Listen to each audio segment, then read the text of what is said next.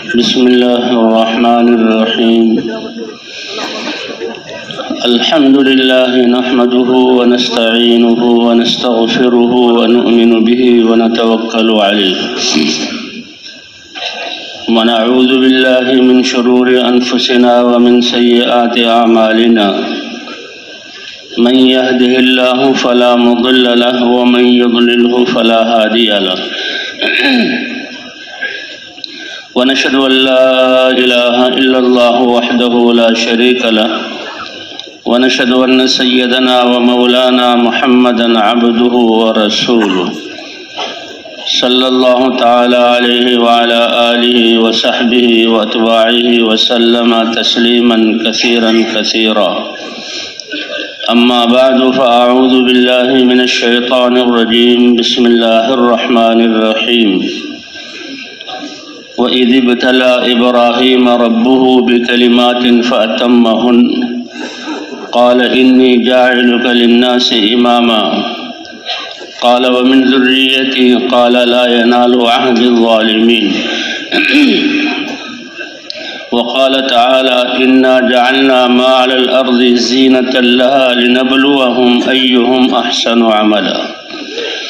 وقال تعالى تبارك الذي بيده الملك وهو على كل شيء قدير الذي خلق الموت والحياة ليبلوكم أيكم أحسن عملا. صدق الله العظيم. وقال رسول الله صلى الله عليه وسلم إن أشد الناس بلاء الأنبياء ثم الأمثل فالأمثل. وقال النبي صلى الله عليه وسلم الكيس من دان نفسه وعمل لما بعد الموت والعاجز من أتبع نفسه هواها وتمنى على الله. وقال عليه الصلاة والسلام ألا فليبلغ الشاهد منكم الغائب أو كما قال النبي صلى الله عليه وسلم. میرے عزیز دوستوں اور بھائیوں، اللہ تعالیٰ نے ہمیں اس دنیا میں انسان بنا کر تھوڑے سے عرصے کے لیے بھیجا ہے. یہ دنیا کی زندگی سفر ہے اور منزل اللہ کی رضا کو پا لینا ہے، اور اللہ جس سے راضی ہو جاتے ہیں اسے دنیا میں بھی اطمینان، عزت اور سعادتیں عطا فرماتے ہیں. اور پھر اس زندگی کے بعد جو مراحل ہے، روح کے نکلنے کا مرحلہ کہ روح سے روح نکلتی ہے، ہر جز سے روح نکلتی ہے، اس وقت بھی اللہ آسانی کا معاملہ فرماتے ہیں. اور پھر قبر میں انسان کو رکھا جاتا ہے. حضرت عثمان رضی اللہ تعالیٰ عنہ جب قبر کا ذکر سنتے تو بہت روتے. پوچھا گیا کیوں؟ کہ یہ پہلی منزل ہے آخرت کی، کہ اس میں جو کامیاب ہو گیا اللہ کی ذات سے امید ہے اگلی منزلیں بھی آسان ہوں گی، اور اس میں ناکامی شروع ہوئی تو اگلی منزلیں اس سے زیادہ ہولناک ہیں. اس کے بعد قیامت کے دن اٹھایا جانا. یوم کان مقدارہ 50,000 سنہ، ایک دن کی مقدار 50,000 سال ہے جس میں انسان کو دوبارہ زندہ کیا جائے گا اور پھر اس کے اعمال کو تولا جائے گا. ہولناکیاں اور قیامت کے دن کے مناظر، تو اس سب میں یہ انسان کامیاب ہو جائے اور پھر پل صراط پر سے گزرنا ہے، کہ پل صراط کا پل بال سے زیادہ باریک اور تلوار سے زیادہ تیز اور لمبی مدت کا فاصلہ ہے جہنم پر. تو یہ سارے منازل سے گزرنا اور آخری منزل جو فمن زحزح عن النار وادخل الجنة فقد فاز، کہ جو اپنی زندگی ایسی بنا کر گیا کہ جہنم سے دور کر دیا گیا اور جنت میں داخل کر دیا گیا، یہ ہے کامیابی. تو یہ سارے مراحل آنے والے ہیں. دنیا کی زندگی تو تھوڑی سی ہے. حضرت ابوبکر صدیق رضی اللہ تعالیٰ عنہ ایک روایت میں حضرت علی ارتحلت الدنیا مدبرہ، کہ دنیا میں آتے ہی انسان کا سفر شروع ہو جاتا ہے اور دنیا پیٹھ پھیر لیتی ہے، پیچھے کی طرف جاتی ہے اور اس کا رخ آخرت کی طرف ہے۔ وارتحلت الآخرۃ مقبلہ، اور آخرت تیزی سے اس کی طرف آ رہی ہے۔ وَلِكُلِّ وَاحِدَةٍ مِّنْهُمَا بَنُونَ، انسان دو حصوں میں تقسیم ہو جاتے ہیں، جو کوتاہ نظر ہیں اور جو ناسمجھ ہیں۔ وَالْعَاجِزُ مَنْ أَتْبَعَ نَفْسَهُ هَوَاهَا، اللہ کے رسول نے کسوٹی ہمیں دی، وہ دنیا ہی کو اپنا سب کچھ سمجھ کر یہ زندگی کی امانت، اللہ کی دی ہوئی صلاحیتیں یہ دنیا ہی کی چیزوں کے حاصل کرنے میں لگا دیتے ہیں۔ تو فرمایا یہ بے وقوف ہے اور یہ ناکام ہے۔ فرمایا کچھ لوگ دنیا والے بن کر رہیں گے،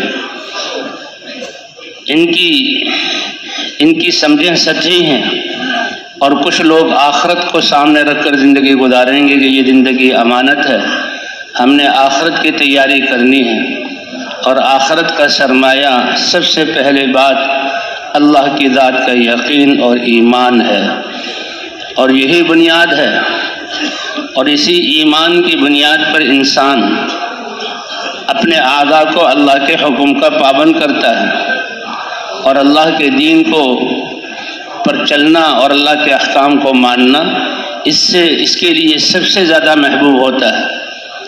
فَإِنَّ الْمُحِبَّ لِمَن يُحِبُّ مُطِيعُ، ایمان اللہ کی محبت ہے، اور یہ قاعدہ ہے کہ جس سے محبت کرے اس کی اطاعت کی جاتی ہے، تو انسان اللہ کے احکام کو اپناتا ہے، یہی اصل سرمایہ ہے۔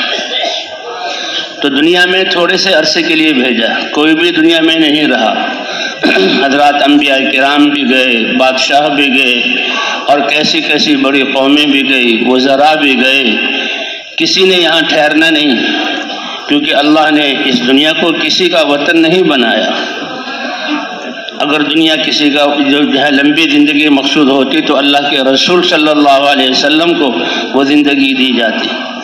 جبرائیل علیہ السلام حاضر ہوئے اور فرمایا اے محمد صلی اللہ علیہ وسلم عش ما شئت، آپ جتنا چاہیں زندہ رہ لیں، فإنک میت، اللہ کا یہ قاعدہ ہے کہ آپ نے بھی دنیا سے جانا ہے، کیونکہ اللہ کی نظروں میں تو دنیا کی کوئی قیمت نہیں۔ ہمارے اعتبار سے تو اللہ کی کتنی بڑی نعمتیں ہیں، یہ آسمان کتنی وسعتوں والے ہیں، کتنی اونچائی والے ہیں، فضاؤں میں یہ ستارے، یہ کہکشائیں، یہ سورج کتنی بڑی اللہ کی نشانیاں ہیں، یہ فضاؤں کے بادل اور ہوائیں کتنی بڑی نعمت ہے، اور یہ زمین کیسے پھیلی ہوئی ہے، اس کے سمندر، دریا اور چشمے، اور اس کے جنگل اور باغات اور کھیت، اور اس کے پہاڑ اور پہاڑوں کے خزانے اور ریگستان، اور جو کچھ اللہ نے دنیا میں، اللہ کی نعمتوں کے اعتبار سے تو بہت نعمتیں ہیں، لیکن جو آخرت میں انسان کے لیے رکھا ہے اور انسان کو آخرت کی تیاری کے لیے بنایا ہے، اس کے مقابلے میں اس کی حیثیت کچھ بھی نہیں۔ ما الدنیا فی الآخرۃ الا مثل ما یجعل احدکم اصبعہ فی الیم فلینظر بما یرجع، سمجھانے کے لیے اللہ کے رسول صلی اللہ علیہ وسلم نے بتلا دیا امت کو کہ یہ دنیا آسمانوں سے لے کر تحت الثری تک، اور جب سے بنی ہے اپنے ختم ہونے تک، زمانے کے اعتبار سے، نعمتوں کے اعتبار سے، حالات کے اعتبار سے آخرت کے مقابلے میں ایسی ہے جیسے تم میں سے کوئی ایک سمندر کے کنارے بیٹھ کر اپنی انگلی کو ڈبو دے تو وہ قطرہ نہیں بلکہ تری جو انگلی کے ساتھ لگی ہوئی ہو، اس کی کیا نسبت ہے سمندر کے ساتھ؟ ہمارے حساب اور عقلیں تو فیل ہو جائیں گی، ہمیں اس سے زیادہ گنتی آتی ہی نہیں، لیکن پھر بھی یہ تو نسبت ہے کہ وہ بھی محدود ہے، یہ بھی محدود ہے، لیکن آخرت کی زندگی تو لامحدود ہے، آخرت کی زندگی تو کبھی ختم نہ ہونے والی ہے۔ تو یہ پوری دنیا اس کی حیثیت نعمتوں کے اعتبار سے، حالات کے اعتبار سے اور زمانے کے اعتبار سے، ہر اعتبار سے دنیا کی قیمت اتنی بھی نہیں ہے۔ تو اس لیے انسان کو آخرت کے لیے بنایا، یہ فرمایا کہ انسان دنیا میں آتے ہی اس کا سفر شروع ہو جاتا ہے۔ اسی لیے اللہ کے رسول صلی اللہ علیہ وسلم نے فرمایا عقل مند انسان وہ ہے جو اپنے نفس کو قابو کر لے، اور قابو کرنے کا کیا مطلب؟ کہ اللہ کے دین کے تابع کر لے، کہ انسان کو اللہ نے اپنی عبادت کے لیے پیدا کیا، وما خلقت الجن والانس الا لیعبدون، اور یہ دنیا کی زندگی آخرت کے تیاری کے لیے دی، اور انسان امتحان میں ہے، اللہ کی نظر ہے ہر انسان پر، دیکھ رہے ہیں اللہ کہ انسان کیا کر رہا ہے۔ فَإِنَّا جَعَلْنَا مَا عَلَى الْأَرْضِ زِينَةً لَهَا، کہ ہم نے جو کچھ زمین پر یہ پہاڑ، یہ سمندر، یہ باغات اور یہ ریت کے ٹیلے اور جو کچھ بنایا ہے اس کی زینت بنایا ہے، لیکن کس کے لیے؟ اے انسانوں، تاکہ ہم تمہیں آزما لیں تم میں سے کون اچھے عمل کرتا ہے۔ لِنَبْلُوَهُمْ أَيُّهُمْ أَحْسَنُ عَمَلًا، تو آخرت کا سرمایہ سب سے بنیادی چیز ایمان ہے، اور اس کے بعد نیک اعمال ہے۔ نیک اعمال کا کیا مطلب؟ کہ جس اللہ نے آنکھ دی ہے، آنکھ میں دیکھنا دیا ہے، اس آنکھ کو اس کے حکم کے مطابق استعمال کرنا، اور اس کا حکم، اللہ کے احکام اللہ کے پسندیدہ اوامر ہے۔ کتنی بڑی بات ہے، ایک دنیا کی نظر کو دیکھ کے چلنا، ایک بادشاہوں کی نظروں کو دیکھ کر چلنا جو خود غرض ہیں اور جو اپنی زندگی بنانے کے لیے لاکھوں اور کروڑوں انسانوں کی خواہشات کو قربان کرتے ہیں۔ میرا محل بڑا ہو جائے، میری سواری اچھی ہو جائے، یہ دنیا والے اور مال والے، اس کی بنیاد یہی ہے کہ لوگوں کی خواہشات اور لوگوں کی ضروریات کو قربان کر کے اپنی ذات کو بنانا، اور یہ اللہ کے ہاں بہت برا ہے۔ اور جب اس بنیاد پر انسان چلتا ہے تو اللہ دلوں سے اطمینان کو چھین لیتے ہیں، محبتوں کے بجائے نفرتیں اور خود غرضیاں آ جاتی ہیں، امن کے بجائے خوف آ جاتا ہے، اور جو ہے صلح صفائی کے بجائے نفرتیں اور لڑائیاں ہوتی ہیں۔ یہ نتیجہ ہے دنیا کی محبت کا۔ اور ایک یہ ہے کہ اپنی زندگی اور چاہتوں کو قربان کرنا، اور انسانوں دوسروں کی زندگی بنانے کے لیے اپنا سب کچھ قربان کرنا، جو انبیاء کرام کی سنت تھی، یہ اللہ کو پسند ہے۔ تو اللہ نے دنیا میں ہمیں امتحان کے لیے لِيَبْلُوَهُمْ أَيُّهُمْ أَحْسَنُ عَمَلًا، تم میں سے کون اچھے عمل کر کے آتا ہے۔ اور اچھا عمل کیا ہے؟ کہ اللہ کی ذات پر ایمان رکھتے ہوئے اللہ کے دیے ہوئے جسم کے اعضاء کو اللہ کی پسند کے مطابق، اللہ کی پسند کتنی بڑی بات ہے، اللہ اکبر، اللہ سب سے بڑے ہیں، تو اللہ کی رضا جو ہے یہ بھی سب سے بڑی ہے۔ قرآن پاک میں ایمان اور اعمال والوں کے لیے آخرت میں جنت کے باغات اور اس کے نیچے بہتی ہوئی نہریں اور جنت کے محلات کا اللہ نے ذکر کیا، تو وہاں پر فرمایا وَرِضْوَانٌ مِّنَ اللَّهِ أَكْبَرُ، کہ اللہ کی رضا کا تھوڑا سا حصہ حاصل ہو جانا اے انسانوں، یہ جنت سے بھی بڑی چیز ہے۔ اور اللہ نے اپنی رضا کے لیے اپنا پسندیدہ دین مرحمت فرمایا۔ اللہ تو شارک سے بھی زیادہ قریب ہے، اللہ تو ارحم الراحمین ہے۔ یہ ساری دنیا میں محبت اور رحم، ماں باپ کا، بہن بھائی کا، رشتوں کا، اور رحم دل لوگوں کا رحم دل بادشاہوں کا رحم، یہ سب اللہ کے ہاں جو رحمت کے خزانے ہیں، اس کے 100 حصے کر کے ایک حصے کو اللہ نے تقسیم کیا ساری کائنات پر، اور 99 حصوں کو رحمت کے اللہ قیامت میں ایمان والوں کے لیے ظاہر کریں گے۔ اس لیے فرمایا اليوم اکملت لکم دینکم واتممت علیکم نعمتی ورضیت لکم الاسلام دینا، دین اسلام کو ہم نے تمہارے لیے پسند کیا، اللہ نے اپنی رضا ہمارے لیے احکام بنائے، آنکھوں کا استعمال اللہ کے حکم کے مطابق، زبان کا استعمال اللہ کے حکم کے مطابق، کانوں کا استعمال اللہ کے حکم کے مطابق۔ اے انسان تم کتنے خوش قسمت ہو، اور کیسے اللہ نے فضل فرمایا۔ تمہارے تو زبان کا ہر بول، تمہارا آنکھ کھول کر ہر کسی چیز کو دیکھنا، تمہاری سوچ کا ہر دھارا، تمہارے ہاتھ کی ہر حرکت، پاؤں کا ہر قدم، یہ تو اللہ کی پسند کے مطابق۔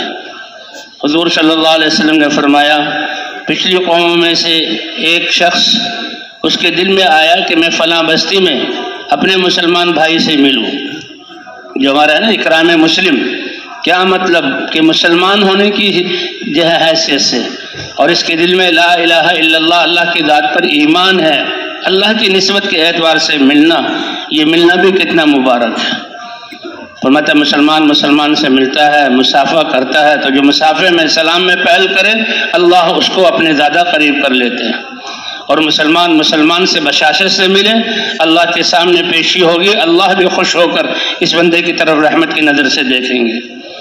تو اس کے دل میں خیال آیا وہ میرا مسلمان بھائی ہے، ملنا چاہیے، ملنے سے خوشی ہوتی ہے، حال احوال پوچھتے ہیں، یہ مسلمان کے حقوق ہیں کہ مسلمان کا خیال رکھو، بیمار ہو جائے تو عیادت کرو، انتقال ہو جائے تو کفن دفن کا انتظام کرو، اس پر نماز جنازہ پڑھو، اس پر اللہ اجر دیں گے۔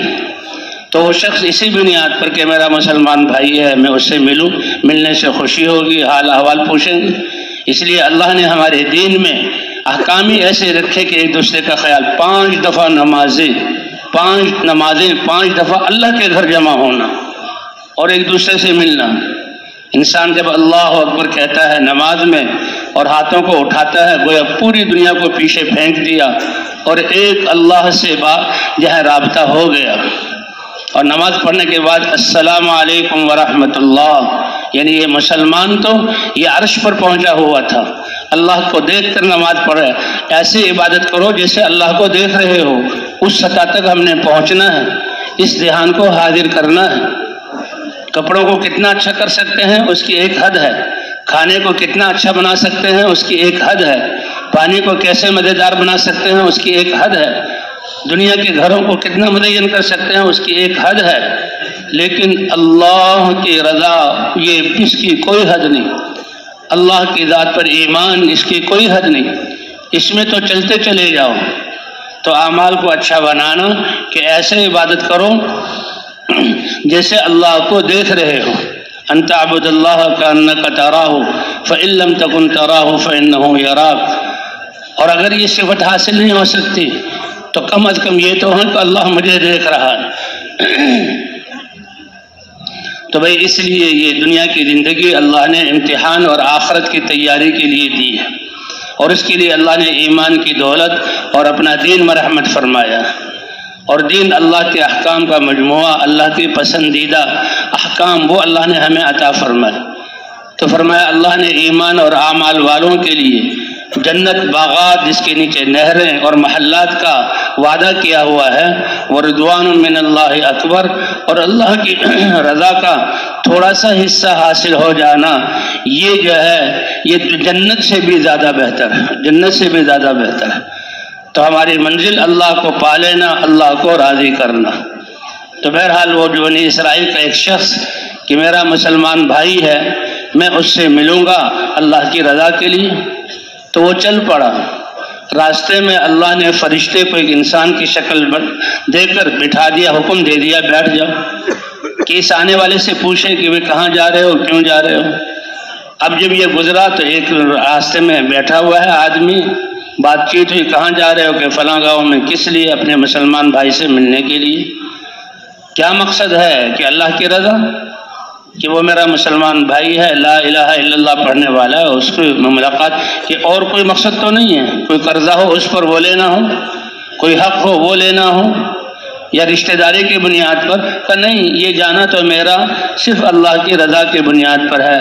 تو کہا سن لو، اللہ کی رضا کی نیت کر کے جو تمہارے یہ چند قدم اٹھے ہیں طبتا، اللہ نے تمہیں پاکیزہ کر دیا، وطاب ممشاک، تمہارا یہ چلنا پاکیزہ ہو گیا، وتبوأت فی الجنت منزلا، اور جنت میں تم نے ایک گھر، جنت کا محل بنا لیا، اللہ نے تمہارے لیے ٹھکانہ دے دیا۔ تو وہ انسان کے جسم سے نکلنے والے اعمال اگر ایمان کی بنیاد پر ہوں اور اللہ کو راضی کرنے کی بنیاد پر ہوں تو ایک ایک عمل دنیا اس کے پاسنگ میں بھی نہیں آ سکتی۔ دنیا کی کوئی حیثیت نہیں ہے، لیکن دنیا کو مسافر خانہ بنایا ہوا ہے اور انسان کو آخرت کی تیاری کے لیے بھیجا ہوا ہے، اس لیے یہ دنیا، اس میں نعمتیں اللہ نے بے حساب عطا فرمائے، وَإِن تَعُدُّوا نِعْمَتَ اللَّهِ لَا تُحْصُوهَا، اللہ کی نعمتوں کو شمار کرو تو تم شمار کر نہیں سکتے۔ اس لیے یہ امتحان، تبارک الذی بیدہ الملک، بابرکت ہے وہ ذات جس کے لیے ساری کائنات کی بادشاہت ہے۔ کیوں؟ وَهُوَ عَلَى كُلِّ شَيْءٍ قَدِيرٌ، تم تو ریت کے ایک ذرے بنانے میں خدا کے شریک نہیں، تم تو اس کائنات کو چلانے میں اللہ کے شریک نہیں، اپنی قدرت سے بنایا، اور جس نے بنایا وہی تصرف کر رہا ہے، لہذا بادشاہت اسی کے لیے ہے۔ وَلِلَّهِ مُلْكُ السَّمَاوَاتِ وَالْأَرْضِ، کائنات کی بادشاہت کس کے لیے ہے؟ امتحان کے طور پر تھوڑی سی دیر کے لیے ہمیں بٹھا دیا، ہمیں دھوکہ لگ گیا، تختی لگ گئی، یہ گھر میرا ہے، یہ جائیداد میری ہے، یہ مال میرا ہے۔ اچھا بھائی تم سے پہلے کس کا تھا؟ وہ بھی اسی دھوکے میں تھا کہ میرا ہے، وہ قبروں میں پڑے ہوئے ہیں، آج تم اس پر مجھے مالک ہونے کا دعویٰ کر رہے ہو، اور کل کو کیا ہوگا جب تم چلے جاؤ گے؟ روزانہ کتنے لاکھ انسان مر رہے ہیں اور قبروں میں ان کو دفن کیا جا رہا ہے، ان کے گھر کس کے ہیں، ان کی زمینیں کس کی ہیں، ان کی دکانیں کس کی ہیں؟ یہ تو اللہ کا ایک نظام ہے کہ دنیا میں رہو تو ان چیزوں کو کیسے استعمال کرو، اور جب دنیا سے چلے جاؤ تو تم نے جو چھوڑا ہے اس کو کیسے تقسیم کیا جائے، اس کو کیسے تقسیم کیا جائے۔ اسی اللہ کا یہ نظام ہے۔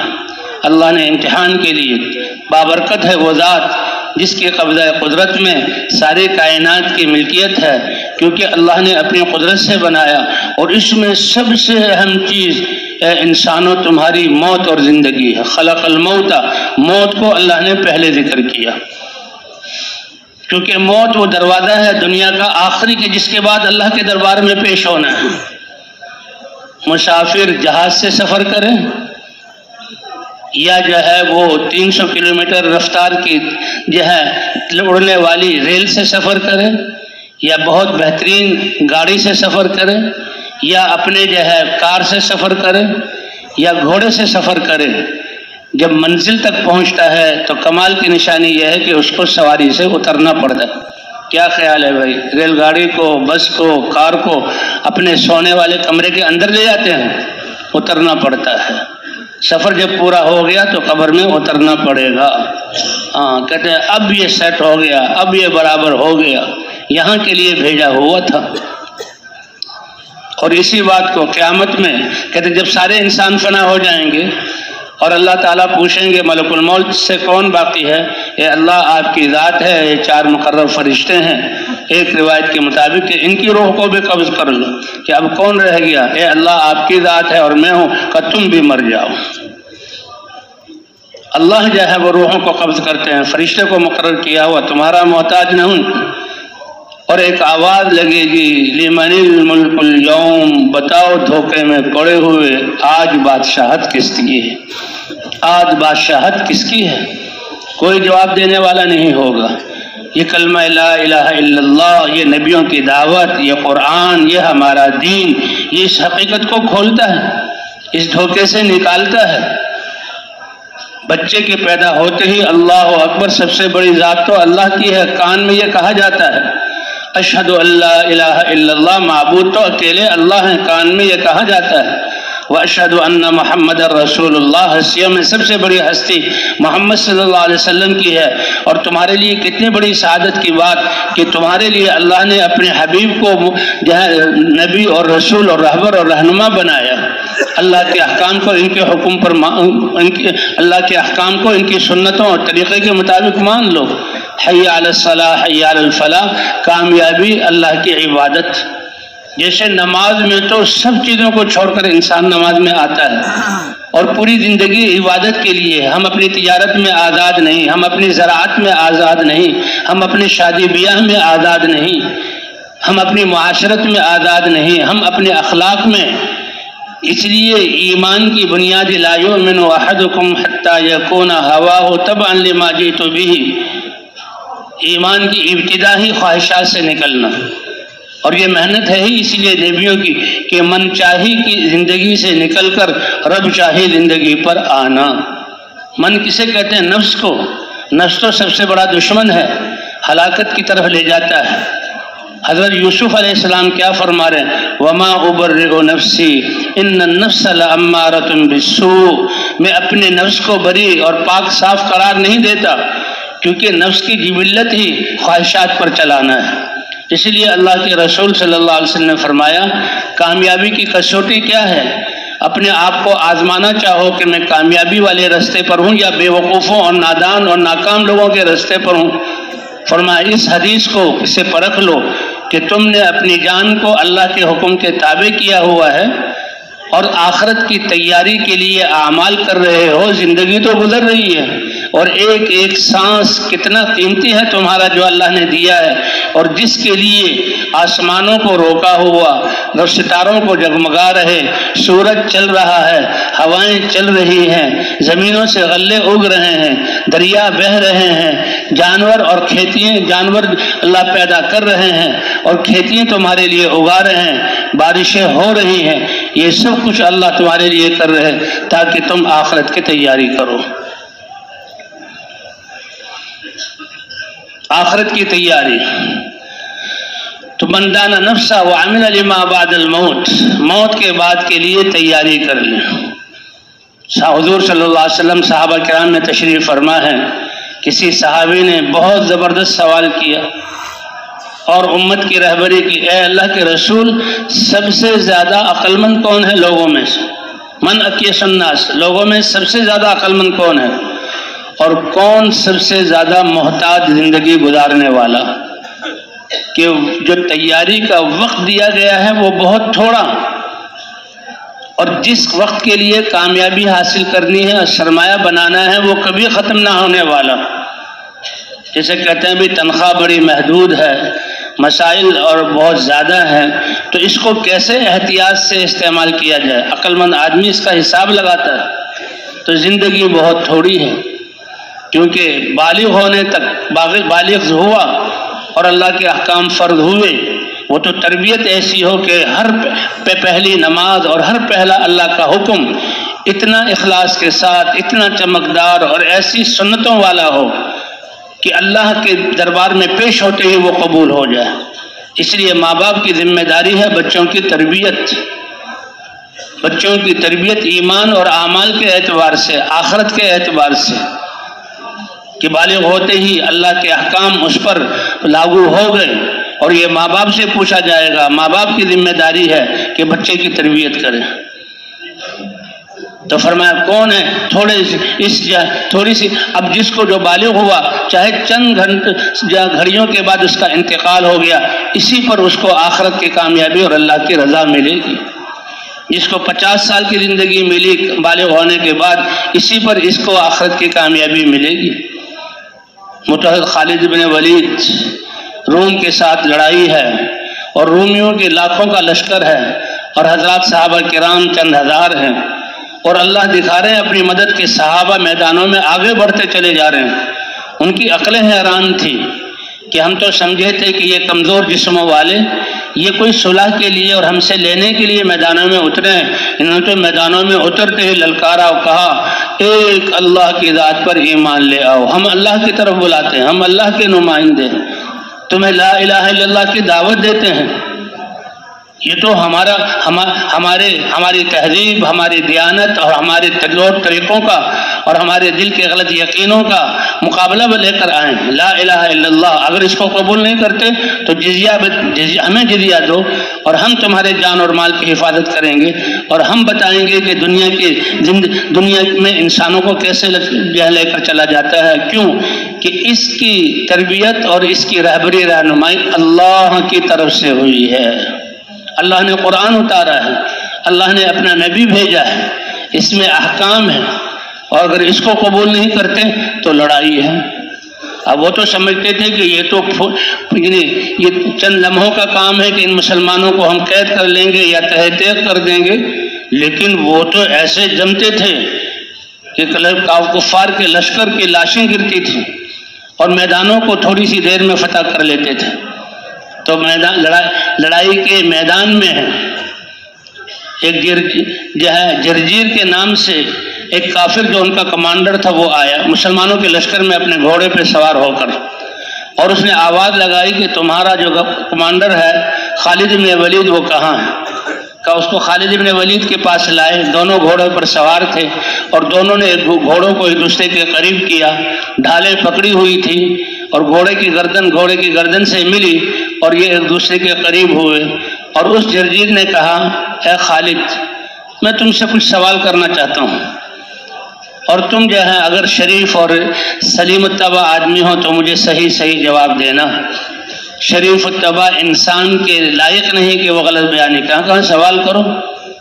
کہ تمہیں سیف اللہ کہا جاتا ہے، اللہ کی تلوار، کیا کوئی آسمان سے تلوار آئی تھی اور اللہ کے رسول نے تمہیں وہ تلوار دی، اس تلوار کو لے کر میدانوں میں اترتے ہو؟ کہ نہیں. کہ پھر بات کیا ہے کہ اللہ نے ہم تو بہت انتہائی جاہلانہ زندگی گزار رہے تھے اور بہت ہی ہم غلط رویوں پر تھے، اندھیریوں میں تھے اور زندگیوں سے پریشان تھے، دشمنیاں، لڑائیاں، نفرتیں، بتوں کی عبادت. اللہ نے اپنی ایک برگزیدہ ہستی حضرت محمد صلی اللہ علیہ وسلم کو اپنا نبی بنا کر بھیجا، رسول بنا کر بھیجا، ایک پیغام دے کر بھیجا. اور ہم تو وہ لوگ تھے کہ ان کی پہلے مخالفت کی اور میں نے کتنا عرصے ان کے خلاف لڑائیاں کی، لیکن اللہ نے مقدر میں ہدایت لکھی تھی. اللہ نے مجھے ہدایت عطا فرمائی. میرے اسلام لانے پر حضور صلی اللہ علیہ وسلم خوش ہوئے اور مجھے سیف اللہ المسلول، مجھے یہ لقب دیا کہ خالد تم تو اللہ کی سوتی ہوئی تلوار ہو باطل پر. کہ اچھا تو نبی کیا دعوت دیتے ہیں؟ تو پوری دعوت، میدان جنگ میں دعوت نہیں چھوڑی صحابہ کرام نے، دعوت چل رہی ہے. اور فرمایا کہ کیا جو بعد میں اسلام میں داخل ہو وہ تم جو پہلے والے ہیں ان کے درجے کو پہنچ سکتے ہو؟ کہا ہاں پہنچ سکتے ہیں، اور اللہ تمہیں تو ہم سے بھی زیادہ ایک اعتبار سے ہم سے زیادہ جو ہے تمہیں فضیلت دیں گے. کہ وہ کیا؟ کہ ہم نے تو اللہ کے رسول کو دیکھا اور ہم نے تو وحی کے اترتے ہوئے مناظر دیکھے اور اللہ کی مدیں آنکھوں سے دیکھی. اور اب کب حضور صلی اللہ علیہ وسلم نہیں رہے، وحی منقطع ہو گئی. اب جو غیب پر ایمان لائے گا تو اس اعتبار سے اس کا مرتبہ زیادہ ہوگا. کہتے تھوڑی سی بات ہوئی اور فوراً وہ جرجیر جو ہے اسلام میں داخل ہو گیا. اور اشہد ان لا الہ الا اللہ و اشہد ان محمدًا عبدہ و رسولہ. اور اس نے غسل کیا، کلمہ پڑھا اور اس کے بعد 2 رکعت نماز اسے پڑھوائی. اور اب مسلمانوں کی طرف سے مسلمانوں کے لشکر کا ایک سپاہی بن کر وہ لڑا اور تھوڑی دیر بعد شہید ہو گیا. شہادت کا درجہ اس نے پا لیا.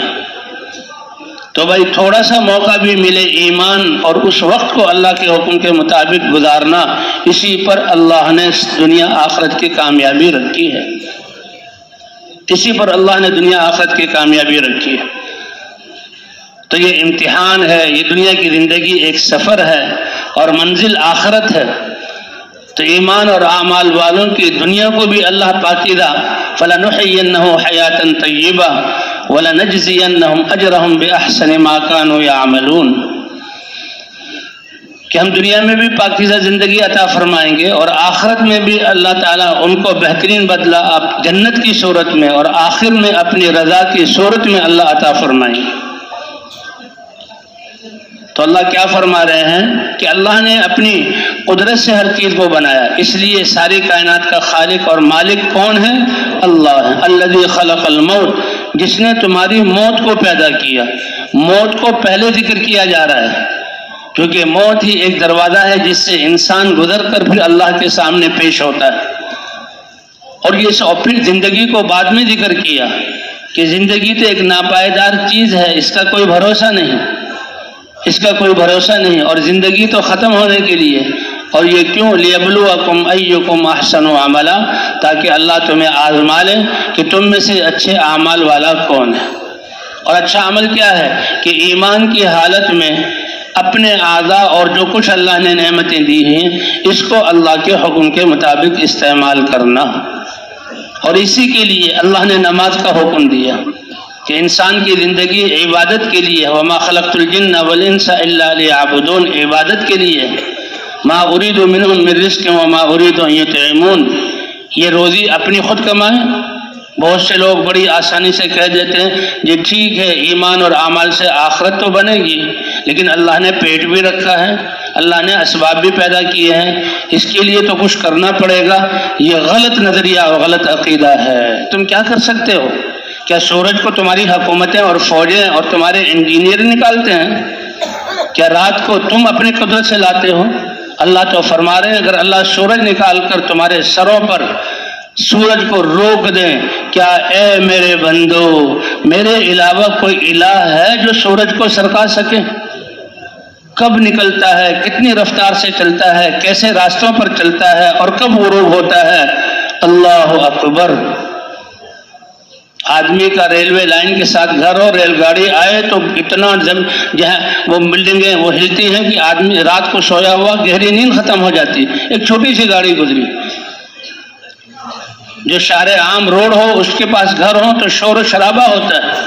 ایک چھوٹی سی کار گزری ہے، ایک موٹر سائیکل نے جگا دیا پورے محلے کو، اور اتنا بڑا سورج زمین سے لاکھوں گنا بڑا کروڑوں میل دور اور نکلتا ہے اور غروب ہوتا ہے اور کوئی سرسراہٹ نہیں ہوتی۔ کیا اللہ سورج کو روک لیں تو کون ہے؟ تمہاری حکومتیں، تمہارے سائنسدان، تمہاری یہ فوجیں، تمہارے یہ ہتھیار، تمہارے یہ ایٹم بم، تمہارے یہ کارخانے، تمہارے یہ عہدے، سب مل کر سورج کو ذرہ برابر ہلا سکتے ہو؟ اس لیے ایمان سب سے بڑی دولت ہے، لا الہ الا اللہ، کہ سورج کو نکالنے والے سورج کی روشنی لے کر کبھی سورج کی روشنی میں کمی ہوئی؟ اور ہمارے بجلی کے نظام کو دیکھو، ہمارے گھر کے چولہے کو دیکھو کہ جی لوڈ شیڈنگ ہوگی، سوئی گیس کی اب چولہا نہیں جل رہا، لوڈ شیڈنگ ہوگی، بجلی کی روشنی نہیں ہے۔ قربان جائیں اللہ پر، اللہ غنی ہے، سمد ہے۔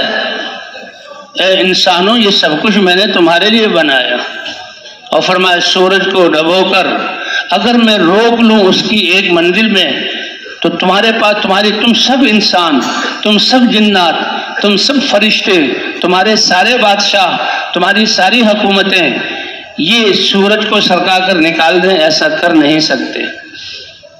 اس لیے ہم حکومت سے مطالبہ نہیں کرتے کہ سورج کے ٹائم کو آگے پیچھے کر دو، کیونکہ ان کے بس کی بات نہیں ہے۔ مظاہرے نہیں ہوتے کہ سورج کی تپش کو کم کر دو، ہمیں بہت گرمی ہو گئی، ٹیمپریچر 40-45 تک پہنچ گیا، ان کے بس کی بات نہیں ہے۔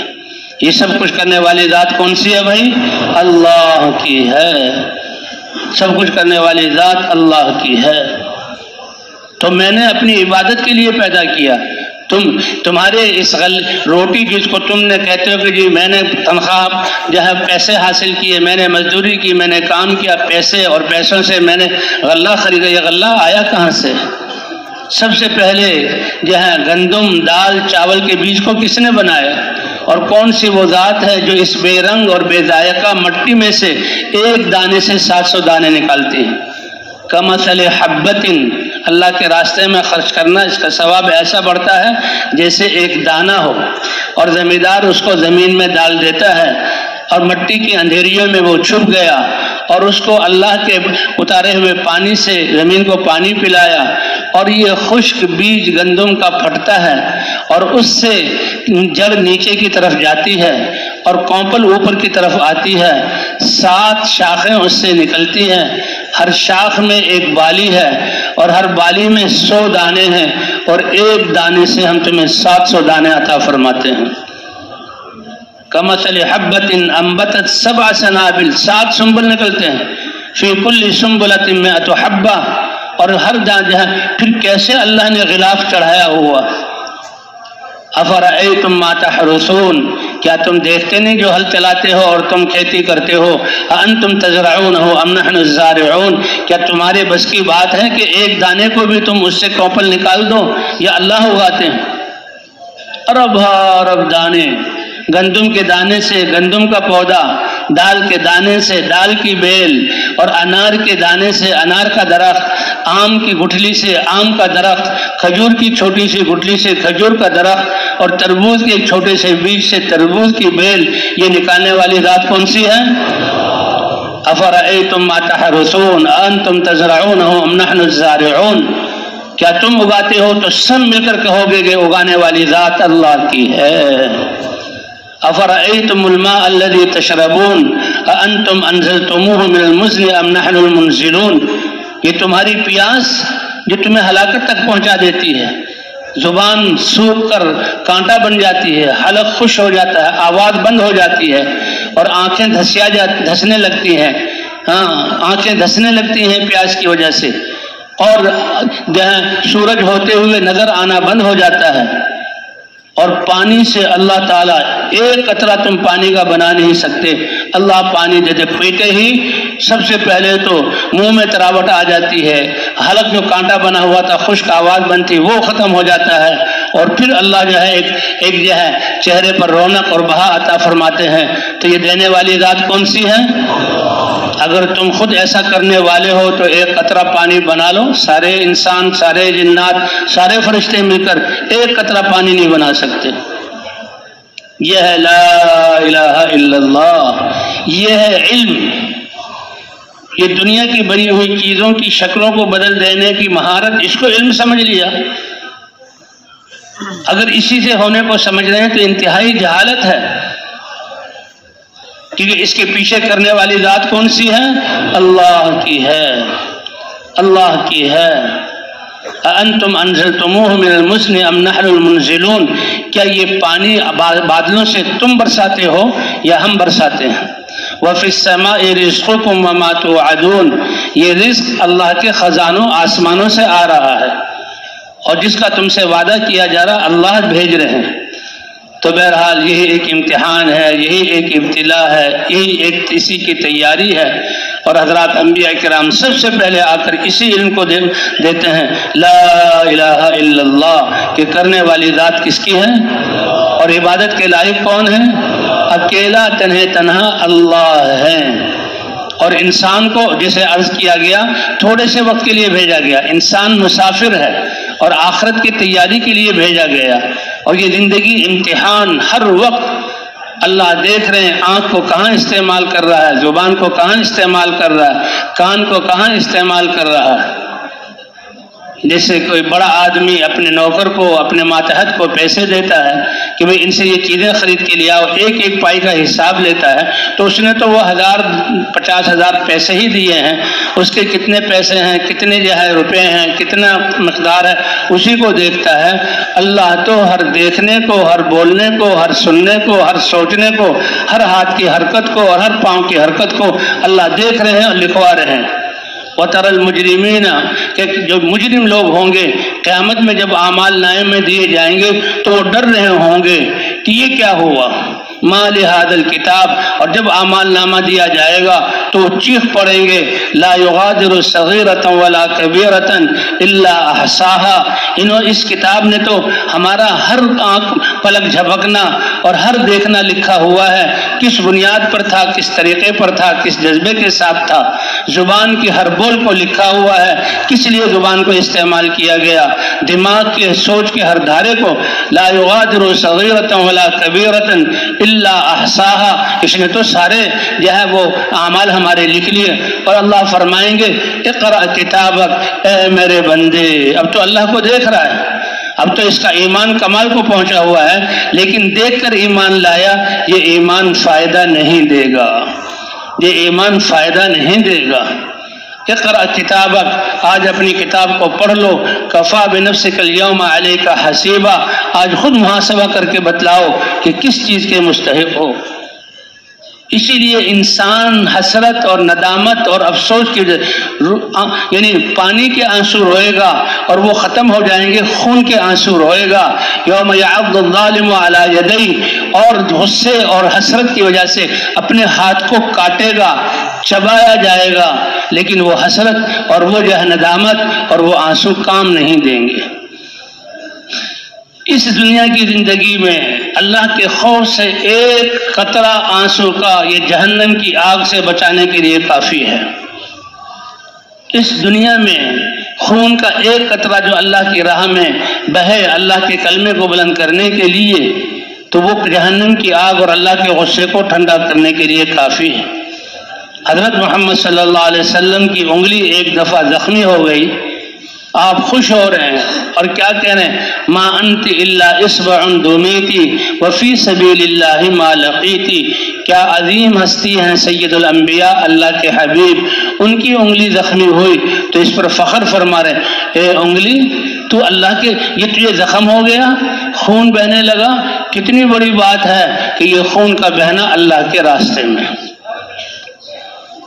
بھئی ہم جو گھروں کو چھوڑ کر اور کاروباروں کو چھوڑ کر اور اپنے بال بچوں کو چھوڑ کر اللہ کی راہ میں نکلے ہیں، یہ بہت بڑی بات ہے، لیکن کاش کہ ہم جیسے جسموں کو وہاں سے نکالا ہے اپنے دلوں کو بھی وہاں سے نکال لیں، اپنی زبانوں کو بھی وہاں سے نکال لیں اور 100% اللہ کے راستے میں اللہ کی طرف متوجہ ہو جائیں۔ شیطان بڑا گھاگ ہے، موبائل ساتھ لے جاؤ تاکہ گھر والوں کا خیال رکھنا، تو گویا اللہ تو ہے ہی نہیں۔ ہاں، موبائل ساتھ لے جاؤ، بات یا کاروبار کے حالات معلوم کرتے رہنا۔ او اللہ کے بندو، کیا شیطان نے دھوکے میں ڈالا؟ یہ چالاکی، یہ جو ہے ہوشیاری اور عقل مندی نہیں، یہ خطرناک چالاکی ہے جو اللہ کی رحمت سے ہمیں روک رہی ہے۔ اللہ پر چھوڑ کر جاؤ، اللہ کارساز ہیں یا تم ہو؟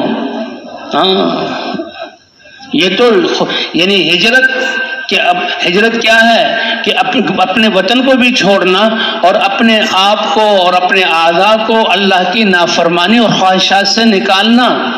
اللہ کے راستے میں نکلنا کیا ہے کہ چند جسم آ کر ایک جگہ جمع ہو گئے؟ نہیں، اپنے خیالات، اپنا دل، دماغ، اپنی زبان، دنیا سے بالکل اللہ کے حوالے کر کے آ جانا۔ اور اللہ کتنا اطمینان دلا رہے ہیں کہ دیکھو اللہ سے بہترین کارساز کوئی نہیں۔ اے اللہ کے راستے میں نکلنے والے، تمہارے تو گھر سے نکلنے کی ابتدا ہی بسم اللہ، کہ اللہ کے راستے میں میں جو وقت لگانے جا رہا ہوں یہ کس کے نام کی برکت سے جا رہا ہوں؟ بسم اللہ وتوکلت علی اللہ، بھروسہ کس پر کیا؟ لیکن دل میں چور کیا ہے کہ میں حالات معلوم نہیں کروں گا تو پتہ نہیں کیا ہو جائے گا، گھر والوں کو مطمئن نہیں کروں گا تو پتہ نہیں کیا ہو جائے گا۔ بھائی دلوں کا اطمینان دینے والے ہم ہیں یا اللہ کی ذات ہے؟ اس نظام کو سنبھالنے والے ہم ہیں یا اللہ کی ذات ہے؟ کیا بہترین دعا پڑھ کر ہم نکلے۔ اس لیے کہتے ہیں یہ انسان کتنا بھولا بھالا ہے، جب یہ لا الہ الا اللہ کہتا ہے، یہ اللہ سے عہد ہے، اللہ اتنے خوش ہو جاتے ہیں کہ کائنات کو بتاتے ہیں کہ اس مسلمان نے اپنے جان اور مال کو جنت کے بدلے میں مجھے بیچ دیا۔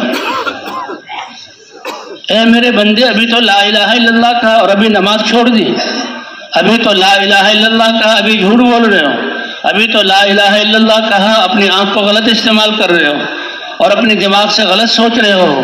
لا الہ الا اللہ یہ بھی اللہ سے کہ اقرار ہے اور اللہ کے راستے میں نکلنا۔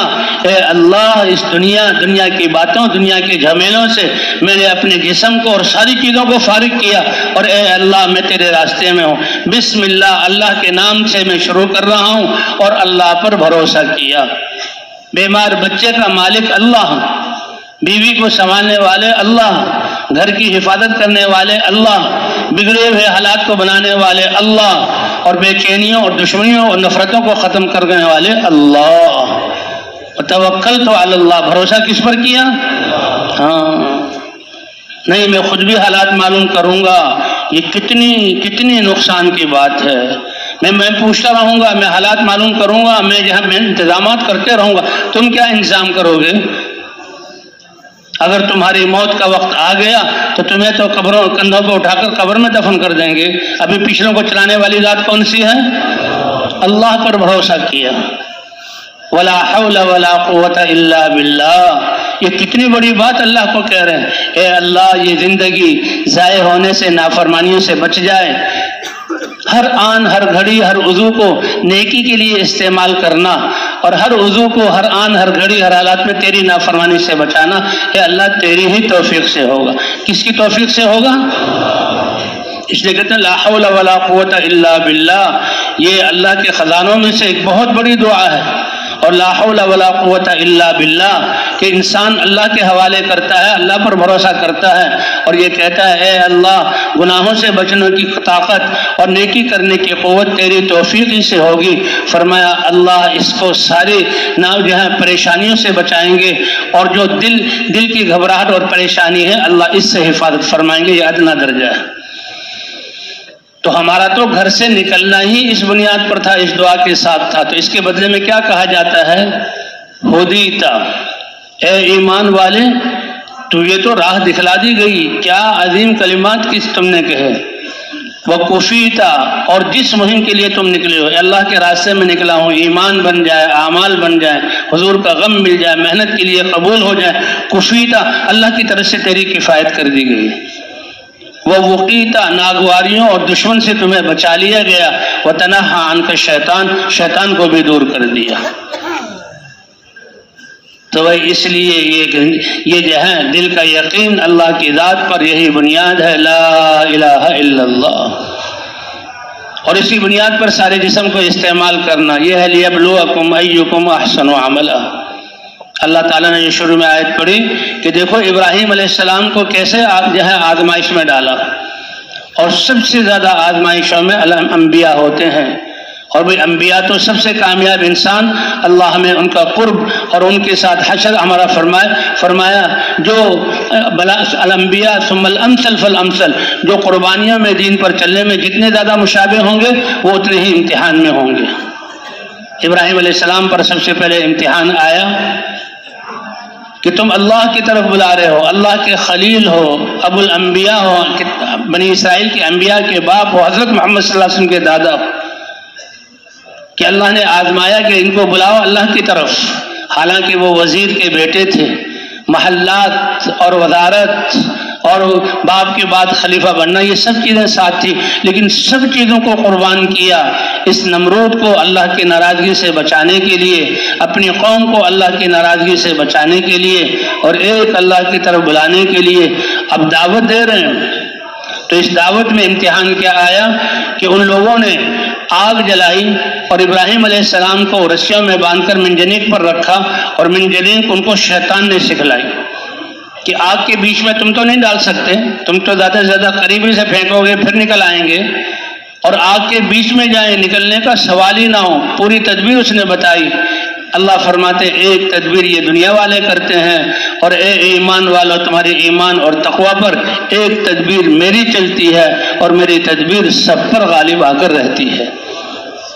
ان تصبروا، اللہ کے احکام پر جمو اور اللہ کے احکام پر آنے والی قربانیوں کو برداشت کرو، اور جسمانی اور جہاں ذہنی جہاں کوفتیں آئیں تو اس کو برداشت کرو، وَتَتَّقُوا، اور زندگی کو پاکیزہ رکھو، تو یہ ساری دنیا والوں کی اسکیمیں تمہیں ذرہ بر نقصان نہیں پہنچائیں گی کہ جی وہ تو 100 سال کے بعد تک کی اسکیمیں بناتے، کیوں؟ ان کو اللہ کو جانتے ہی نہیں۔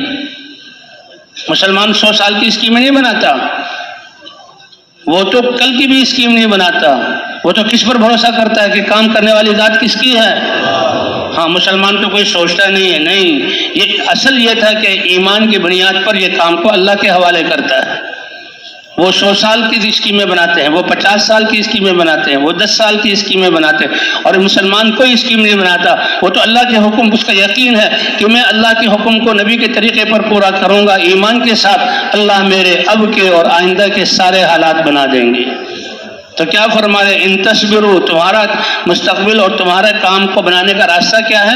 اللہ کے دین پر جمو اور آنے والی مشقتوں کو برداشت کرو، اور ناگواریوں اور دشمنوں کی طرف سے تکلیفوں پر صبر کرو، وَتَتَّقُوا، اور اپنی تک زندگی کو پاکیزہ اللہ کے احکام والا رکھو۔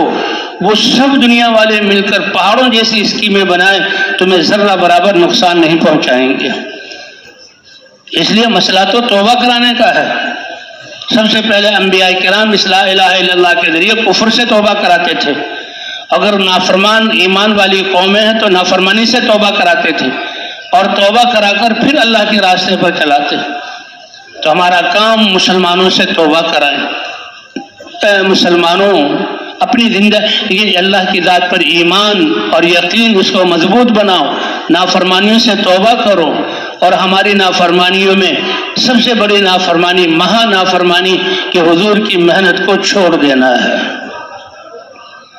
کنتم خیر امت اخرجت للناس، اللہ فرماتا ہے وجاہدوا فی اللہ حق جہادہ هو اجتباکم، اپنی جان لگاؤ، اپنا مال لگاؤ اعلاء کلمت اللہ کے لیے، اس کے لیے اللہ نے تمہیں چنا ہے کہ جی مجھے وزارت کی سیٹ مل گئی، مجھے فلاں عہدے کی سیٹ مل گئی، مجھے فلاں ذمہ داری مل گئی، انسانوں نے چھانٹا، اس ذمہ داری کو پورا کرنا ضروری ہے۔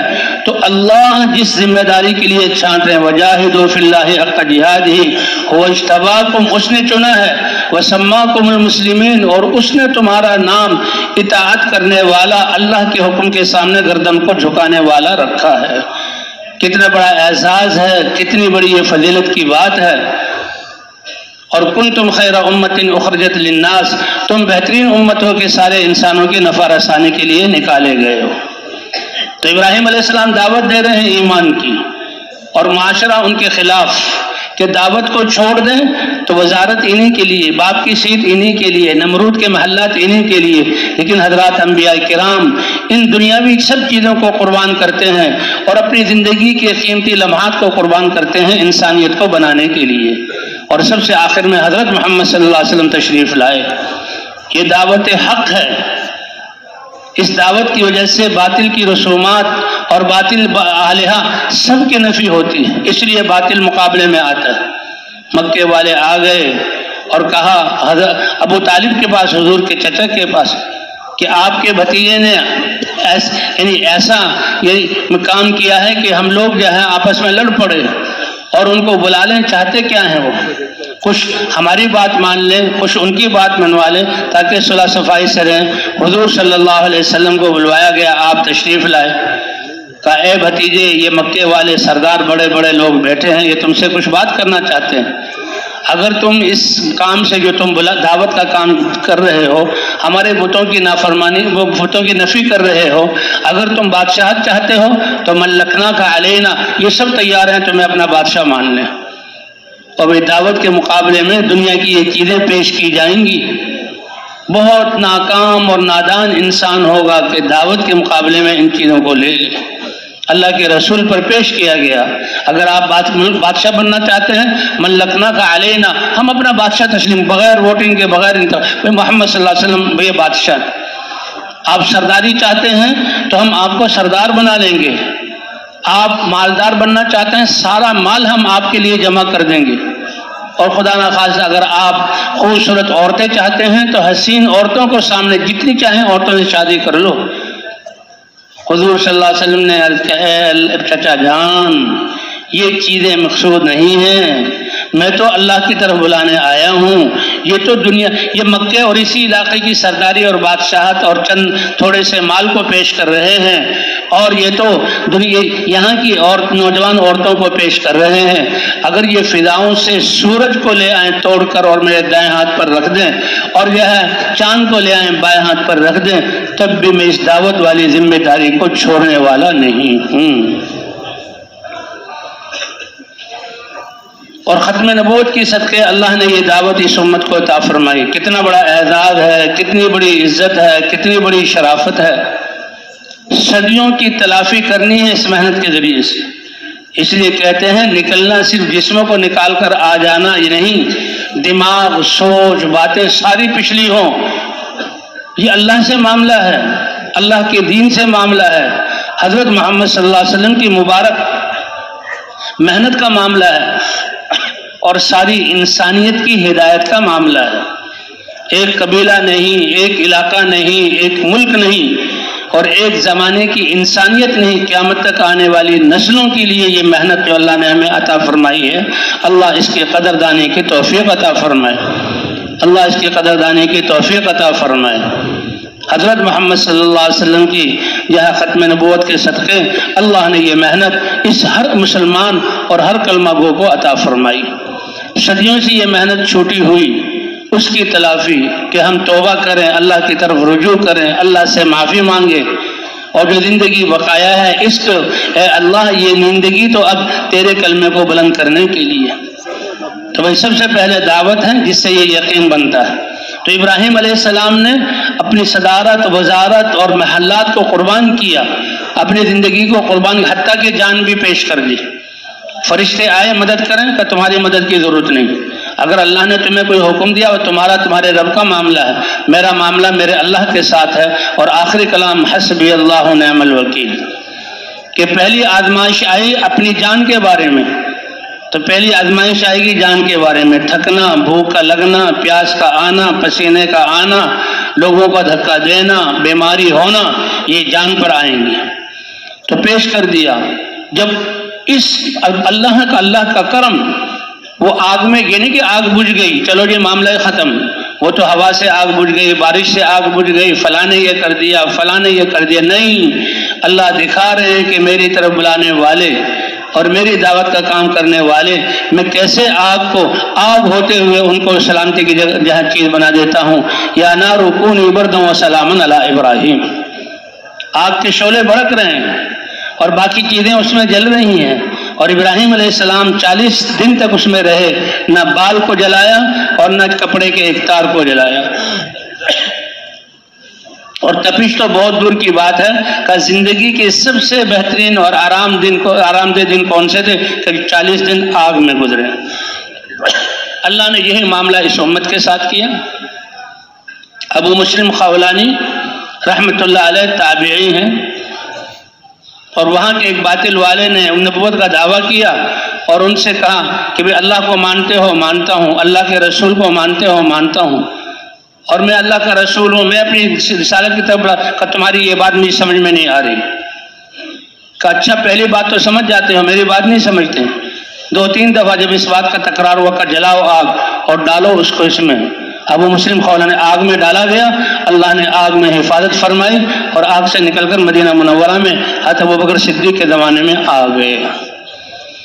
تو جو معاملہ اللہ نے نبیوں کے ساتھ کیا، اس امت کے ساتھ بھی کیا کہ اس امت کا جہاں ذمہ داری وہی ہے.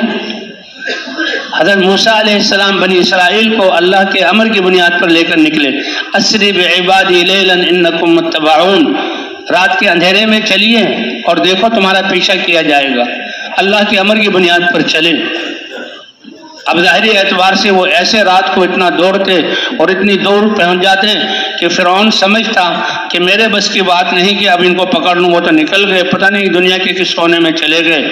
تو نسبت تیز چلنے کی طرف ہوتی. اللہ نے اپنی قدرت کا اظہار جہاں کرنے کا ارادہ فرمایا کہ بتاؤں کہ حفاظت کرنے والی ذات کون سی ہے؟ اللہ کی. نہ فرعون کی فوجیں اور تلواریں ان کا بال بھیگا کر سکتی ہیں، اور نہ سمندر کی موجیں ان کو کوئی نقصان پہنچا سکتی ہیں. سمندر پر روکا اور فرعون اور اس کی پوری قوم اٹھی کہ ہمارے خادم اور ہماری باندیاں اور ہمارے جو ہیں یہ کمی کام کرنے والے یہ رات کو کیسے نکل گئے؟ چلو پکڑ کر لاؤ اور باندھو زنجیروں میں اور لاؤ. کتنا خطرناک اور ہیبتناک ان کا منصوبہ تھا. تو وہی بات کہ ایک طرف منصوبہ دنیا والوں کا چلتا ہے اور ایک طرف تدبیر اللہ کی چلتی ہے، اور اللہ کی تدبیر غالب آ کر رہتی ہے کہ تم تو صبر کرو اور تقوی اختیار کرو، اللہ کی تدبیر سے سارے کام بنیں گے. تو سب سے پہلا مسئلہ مسلمانوں کو توبہ کروانا، نافرمانی والی زندگی سے توبہ کروانا، فرما برداری والی زندگی پر لانا، اور پھر اس زندگی کو لے کر دنیا تک پیغام پہنچانا. اس کی بنیاد ایمان پر ہے. گاڑی میں پٹرول ہے تو پھر گاڑی چلے گی، چاہے یہ پرانی گاڑی ہو یا نئی گاڑی ہو.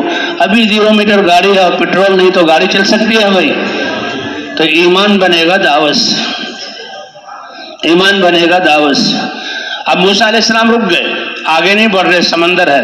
اللہ نے اپنی قدرت کو ظاہر کرنا ہے.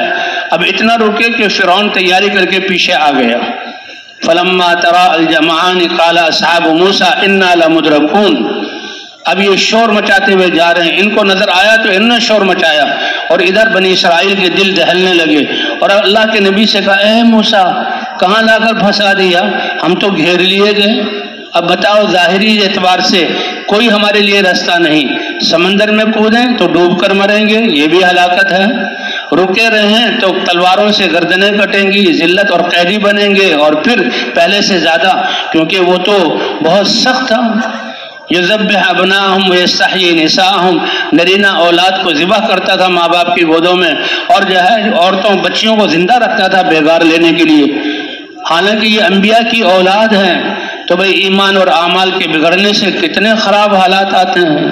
ایمان اور اعمال کے بگڑنے سے، جیسے اللہ چیزوں کے خالق ہیں، حالات کو بھی اتارنے والے اللہ ہیں. اعمال ٹھیک ہوں گے تو اللہ حالات کو ٹھیک کر دیں گے، اور اعمال بگڑے ہوئے ہوں گے تو حالات اللہ بگاڑ دیں گے. تو علاج ایمان کو بنانا اور اعمال کو درست کرنا ہے. اعمال کو درست کرنا ہے کہ موسیٰ علیہ السلام اللہ کے امر کی بنیاد پر لے کر نکلے. اللہ کے رسول اور نبی ہیں، کلیم اللہ ہیں، ذرہ برابر نہیں گھبرائے۔ فرمایا کھلا، ہرگز ایسی بات نہیں۔ کیسے ہم پکڑے جائیں گے؟ کیوں کہ بنیاد اللہ کے امر پر نکلنا ہے۔ کس کے امر پر نکلنا؟ اللہ کے امر پر۔ کھلا، اور دلیل کیا دی؟ ان معی ربی، میرے ساتھ میرا رب ہے۔ اور اللہ کیوں نہیں اس کا ساتھ اور مدد فرمائیں گے جو اللہ کی طرف بلانے والا اور اللہ کے دین پر چلنے والا ہو؟ اللہ تو بڑے قدردان ہے۔ دلیل یہ دی، ان معی ربی سیہدین۔ تم دیکھو گے کہ ان موتوں سے عقل والوں کی عقل عاجز، فلسفیوں کا فلسفہ جہاں غلط، اللہ کی ذات پر ایمان یہ صحیح کہ اللہ تعالیٰ ان موتوں سے راہیں نکال کر دکھائے گا۔ کیا فرشتے اتریں گے، ہاتھوں میں تلوار ہوگی، فرشتے ان کو ختم کریں گے؟ نہیں۔ دیکھو اللہ کیسے اپنی قدرت، اللہ نے فرمایا جیسے میرے حکم سے اسری بعبادی لیلاً تم بنی اسرائیل کو لے کر نکلے ہو، ایسے ہی میرے حکم سے اس سمندر پر عصا کو مارو۔ تو اللہ کے حکم کے سامنے عقل کو نہیں چلانا، یہ کیسا حکم ہے، یہ تو ہم فوراً بڑی نادانی سے کہہ دیتے ہیں کہ جی یہ تو بالکل عقل کے خلاف۔ نہیں بھائی، اللہ کا امر ہے۔ کس کا امر ہے؟ اضرب بعصاک البحر، اس ڈنڈے کو سمندر پر ماریے۔ جبکہ آپ سے اس سے پہلے کوہ طور پر آپ کو حکم دیا گیا ڈنڈا پھینکو تو سانپ بنا، اور فرعون کے سامنے آئے تو کہا اس کو نشانی دکھاؤ، ڈنڈا پھینکو، تو وہ جہاں ڈنڈا سانپ بنا، فرعون کا سارا غرور ٹوٹا۔ اور ایک میدان میں ہزاروں جادوگر اور اپنے اتنا طاقتور جادو کے ہر جادوگر کے ہاتھ میں ایک رسی، ایک ڈنڈا، اور انہوں نے اس کو پھینکا اور وہ سانپ بن کر میدان میں رینگنے لگے۔ موسیٰ علیہ السلام بھی ڈر گئے۔ اللہ نے فرمایا خبردار، ڈرو نہیں، تم بھی میرے حکم پر اس عصا کو مارو۔ عصا کو مارا تو اللہ کا معاملہ انسان کے لیے سب سے آسان اور مختصر اس کا عمل ہے آنکھ کو جھپکنا، کیونکہ جب بند کی اور کھولی پتہ بھی نہیں لگا، تو اللہ کا امر اس سے بھی کم وقت میں پورا ہو جاتا ہے۔ ابھی آنکھ بند کر کے کھولی نہیں تھی کہ وہ عصا سانپ بنا، اور ہزاروں ان سانپوں کو جو میدان میں رینگ رہے تھے نگل گیا۔ جادوگر سمجھ گئے کہ ہمارا تو یہ ڈھونگ تھا، ہماری تو یہ نظر بندی تھی، ہمارا تو یہ دھوکہ تھا جو لوگوں کو دھوکہ دیتے ہوئے آئے ہیں۔ جب اللہ کی ذات پر ایمان نہیں ہوگا تو ایسے دھوکے دینے والے دھوکے دیتے رہیں گے۔ اور موسیٰ علیہ السلام نے جو عصا ڈالی حقیقی، تو ایک نعرہ اور آواز لگی، اے فرعون تم جھوٹے ہو، ہمارا جادو جھوٹا ہے۔ اے فرعون، ہم سب اس رب پر ایمان لاتے ہیں جو موسیٰ علیہ السلام اور ہارون کا رب ہے۔ ہم سمجھ گئے کہ کرنے والی ذات کس کی ہے؟ اللہ کی ہے۔ تو آج بھی حکم یہ ہوا، جیسے آج ہمیں حکم دیا نکلو اللہ کے راستے میں کہ مارو اپنے عصا کو، بالکل عقل کے خلاف عصا مارا، سمندر میں 12 راستے بن گئے۔ کتنے راستے بن گئے؟ پانی کو اللہ نے چٹانوں کی طرح بنا دیا، اور سمندر کی تہ کی وہ کیچڑ جس نے سورج کی کرن نہیں دیکھی، اللہ نے اس کو سڑک کی طرح سخت کر دیا۔ اور ایک ایک قبیلے میں ہزاروں انسان، اور وہ اندر داخل ہوئے گزر رہے۔ فرعون بھی آ گیا، فرعون کو احساس ہو گیا کہ معاملہ خطرناک ہے، لیکن یہ کھسیانی بلی کی طرح اب لوگوں کے سامنے دلیل، یا تو ایمان لے آئیں، لیکن ناقدری ایسی کہ اللہ کو پسند نہ آیا۔ اب اس قوم کو کیا کہ بھئی یہ تو یہ بحر قلزم یہ ہمارا ہے، اور یہ ہمارے ملک کی یہاں سطح پر ہے، یہ راستے میرے لیے بنائے گئے۔ راستے کس کے لیے بنائے گئے؟ ہاں تمہارے لیے، ایمان والوں کی حفاظت اور پار کرنے کے لیے، اور تمہارے باطل کو نیست اور نابود کرنے کے لیے۔ ہچکچایا، ڈر آیا، لیکن چل پڑا۔ اور آخری آدمی اس کا کہتے جب فرعون گھسنے لگا سمندر میں، تو موسیٰ علیہ السلام کے دل میں آیا کہ میں عصا ماروں اور عصا مار کر دوبارہ پانی مل جائے۔ اللہ نے فرمایا نہیں، عصا کی یہ طاقت اس وقت ہے جب میں حکم دوں، میرے حکم کے بغیر مت مارو۔ وَاتْرُكِ الْبَحْرَ رَهْوًا، چھوڑ دو سمندر کو، راستہ مت روکو، آنے دو۔ آخری آدمی آیا تو بغیر عصا کے اللہ نے اپنے حکم سے سمندر کو ملا دیا۔ اللہ کے نبی موجود ہیں اور ساتھ ایک عصا موجود ہے، اور اللہ نے اس امت کے ساتھ وہی مددیں کی جو نبیوں کے ساتھ کی تھی۔ 4 دفعہ تاریخ بتلاتی ہے کہ مسلمانوں کو جب اللہ کا پیغام لے کر نکلے سمندر اور دریا بیچ میں آئے، لیکن صحابہ کرام کے دل میں اللہ کی ذات پر وہ ایمان تھا کہ یہ پانی کا قطرہ ہمیں نقصان نہیں پہنچا سکتا۔ انہوں نے اپنی سواریوں کو دریاؤں اور سمندروں پر ڈال دیا۔ وہ اس پانی کے اوپر، پانی نیچے سے موجیں مار رہا ہے، دریاؤں میں پانی بہہ رہا ہے، آگے جا رہا ہے، لیکن ان کی جانوروں کے ٹاپ ایسے لگتے تھے جیسے چٹانوں پر۔ جب دریا کو پار کر کے اگلی سرزمین پر پہنچے، بحرین کا سمندر کراس کر کے آگے بحرین میں پہنچے، تو صحابہ کی یہاں سواریوں کے کھروں میں بھی پانی لگا نہیں تھا۔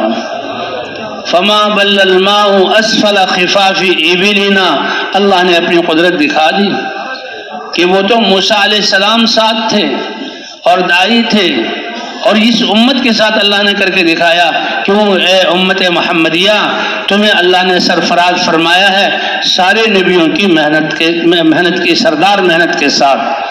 ہر نبی کے سامنے ایک باطل نقشہ ہے، اس کے خلاف دعوت۔ نوح علیہ السلام کے سامنے قوم کی کثرت کا نقشہ ہے، شعیب علیہ السلام کے سامنے ان کی غلط تجارت کا نقشہ ہے کہ جی مال کماؤ، ہاں لوگوں کو گاہک بناؤ، غیر ضروری چیزوں کو ضروری بنا کر ان کے مال کو یا ان کے خون اور پسینے کی کمائی کو کھینچو تاکہ وہ مال کی چکی میں جو ہے وہ کولوں میں گھومتے رہیں اور مال تمہیں ملتا رہے۔ غیر ضروری چیزوں کو جہاں ضرورت بنا کر دنیا میں پیش کیا گیا، اور آج ہم اسی کے لیے لگے ہوئے۔ کتنی ایسی چیزیں ہماری زندگی میں داخل ہو چکی جو ضروری نہیں ہیں، اس لیے جو ہے وہ مال کمانا اور مال کو ان کی چیزوں کے لیے خرچ کرنا، تو وہ بھی تجارت تھی، ان کی تجارت کے نقشے تھے۔ اور کیا ان کی کہ لوگوں سے مال لینے کے لیے جب خود بڑے گوداموں سے مال لو تو پورا پورا تولنا، اور جب تم یتیم بچہ آئے گا، بیوہ عورت آئے گی، بیچارہ غریب آدمی خریدنے کے لیے آئے گا، محلے والے خریدنے کے لیے آئیں گے، تو اس میں ڈنڈے مارو، اس میں کم تولو، پیسے بھی پورے لے لو، کم تولو۔ کم تولنے سے جو مال بچے گا وہ جو ہے اس سے تمہارا مال بنے گا۔ یہ بگاڑ ہے مال کا یقین، اور لا الہ الا اللہ سب سے پہلے ان یقینوں کی نفی کرتا ہے اور اس یقینوں کی بدبو کو دلوں سے دور کرتا ہے۔ وَيْلٌ لِّلْمُطَفِّفِينَ الَّذِينَ إِذَا اكْتَالُوا عَلَى النَّاسِ يَسْتَوْفُونَ وَإِذَا كَالُوهُمْ أَوْ وَزَنُوهُمْ يُخْسِرُونَ۔ یہ دنیا والے جو ہمیں تجارت سکھاتے ہیں کہ لوگوں کے گھروں میں چیزیں پہنچاؤ اور ان کے مال کو لے لو، فرمایا ہلاکت ہو ان لوگوں کے لیے جو لوگوں کو تولتے ہوئے کم تول دیتے ہیں۔ اذا اکتالوا علی الناس یستوفون، اپنے لیے تولتے ہیں تو پورا پورا لیتے ہیں، ہم سمجھدار ہیں، اور لوگوں کو دیں گے تو ہم جہاں کم۔ حالانکہ اللہ تعالیٰ فرماتے ہیں صدقے سے مال بڑھتا ہے، زکوٰۃ دینے سے پاکیزگیاں آتی ہیں، یمحق اللہ الربا ویربی الصدقات۔ کہ ہلاکت ہو ان کے لیے کہ تو یہ تجارت کا نقشہ ان کے سامنے تھا۔ صالح علیہ السلام کی قوم کے سامنے صنعت کا نقشہ، کیسے صنعت کہ پہاڑوں کو تراش کر اس میں گلیاں، پہاڑوں کو تراش کر اس میں اپنے گھر، اور پہاڑوں کو تراش کر سورج کی روشنی کو گھروں میں لانا، اور پہاڑوں کو تراش کر آکسیجن اور ہوا کا انتظام کرنا۔ شاید آج انسانیت اس کے بارے میں سوچے بھی نہ کہ پہاڑوں کو تراش کر پہاڑوں میں گھر بنائیں گے، لیکن انہوں نے بنائے تھے، عمریں زیادہ تھی، اور ان کے گھر ان کو مبارک ہوتے اگر صالح علیہ السلام کے آنے پر ایک اللہ پر ایمان لے آتے۔ انبیاء یہی کہتے تھے تمہارے مال تمہاری دنیا تمہیں مبارک، لیکن اللہ کی ذات پر ایمان لے آؤ، اور اللہ کی ذات پر ایمان لا کر ایک اللہ کو معبود مان کر اپنے ان گھروں، اپنی ان تجارتوں میں، اپنی اس معاشرت میں اللہ کے احکام کو پورا کرو، تو اللہ دنیا بھی بنا دیں گے، آخرت بھی بنا دیں گے۔ وَلَوْ أَنَّ أَهْلَ الْقُرَىٰ آمَنُوا وَاتَّقَوْا لَفَتَحْنَا عَلَيْهِمْ بَرَكَاتٍ مِّنَ السَّمَاءِ وَالْأَرْضِ۔ اللہ فرماتے ہیں یہ میری مخلوق تھے، میں نے پیدا کیا تھا، میں نے آسمان زمین ان کے لیے بنایا تھا۔ یہ ان کے بادشاہ، ان کے انجینئر، ان کے وزراء کیا کریں گے؟ ان کے پیچھے تو ان کے مفاد ہیں، وہ اپنی مفاد کو سامنے رکھ کر کچھ ان کو دیتے ہیں، اور میں تو سمجھ ذات ہوں، مجھ کو یہ پہچان لیتے، مجھ پر ایمان لے آتے۔ اور کیا ان دنیا والوں کے بنائے ہوئے غلط قانون ہیں؟ ان کے سامنے صرف دنیا کی زندگی ہے، ان کی معلومات کے آلات محدود ہیں۔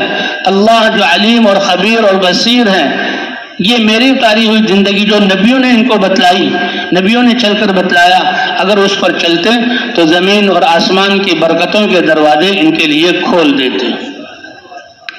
وَلَكِنْ كَذَّبُوا، یہ انسان کی فطرت کے ظاہر کو دیکھتا ہے، ماحول کو دیکھتا ہے۔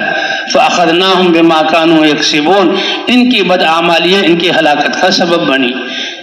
اللہ کی زمین پر رہتے ہوئے اللہ کو نہیں جانتے ہیں، اللہ کی زمین پر رہتے ہوئے اللہ کی نافرمانی۔ جب نبی آ گیا اور نبی مدتوں ان میں پھر رہا ہے، اور لا الہ الا اللہ آج دنیا کے یہ علوم نہیں ہے، یہ فنون ہے، اور یہ جہالت ہے کہ ہوا سے یہ ہوگا، سورج سے یہ ہوگا۔ اس علوم کو دینے کے لیے کتنی پابندیاں اور کتنے خرچے انسانوں پر لگائے ہوئے ہیں، اور یہاں علم حاصل کرنے اور ڈگری لینے کے بعد بھی اس کا کوئی فائدہ نہیں۔ قربان جائیں اللہ کی ذات پر، جیسے سورج کو چلاتے ہیں، چاند کو جاری کیا ہوا ہے، ہوائیں چلا رہے ہیں، پانی پہنچا رہے ہیں، رزق پہنچا رہے ہیں، تو اس سے اہم چیز روحانی غذا نبیوں کو کلمہ دے کر اس کی دعوت کے لیے، اے نبی آپ دن رات ان میں محنت کیجیے۔ نوح علیہ السلام نے 950 سال دن رات محنت کی، ایک اللہ کی طرف بلایا، رب انی دعوت قومی لیلا و نہارا، اور جن کی دعوت کی ابتدا سب سے بڑے علم اللہ کی پہچان سے، اللہ کی پہچان سے۔ دنیا والے تو الف انار بے بکری تے تختی یہ دنیا کی چیزوں کے نام سکھاتے ہیں، اور انبیاء کرام لا الہ الا اللہ، اور اللہ کے حکم، اللہ کی پسند، یہ اعضاء کا استعمال اللہ کی پسند کے مطابق۔ اللہ کی پسند کتنی بڑی چیز ہے، دعوت دے کر ایمان بھی بنا رہے ہیں، اور ایمان آ کر جب طلب پیدا ہوئی اللہ کے احکام کیا ہیں، اللہ کے نبی انبیاء اور رسول احکام بھی سکھلا رہے ہیں۔ اور اے میری قوم، میں تمہارے لیے بڑا ہمدرد، خیر خواہ، اور اس اللہ کی امانت کو پہچانے میں بڑا امانت دار، سب کچھ تمہارے لیے لگا دوں گا، لگا رہا ہوں، لگا دوں گا، اور تم سے ایک پائی کے برابر اجر تم سے طلب نہیں کروں گا، حتیٰ کہ تم میرا شکریہ ادا کرو یہ بھی تم سے نہیں چاہوں گا۔ میری اس محنت کا بدلہ تو اللہ ہی اپنے شان کے مطابق عطا فرمائیں گے۔ ان اجری الا علی اللہ، اس لیے اللہ کے راستے میں نکلنا، اپنی جان اور مال کو لے کر اور لگانے کا جذبہ، اور اپنی صلاحیتوں کو لگانا، تھکانا، جوانیوں کو بھلانا، عمر کے ایک ایک مرحلے کو پگھلانا اس کام کے لیے، اور لوگوں کے پاس جو کچھ ہے اس کی طرف نظر نہ ہو، ہماری نظر تو اللہ کی قدرت اور اللہ کی نصرت اور اللہ کے خزانوں کی طرف ہو۔ یہ اللہ کی طرف نظر اور اخلاص ہمیں دنیا سے بے رغبت کر دے۔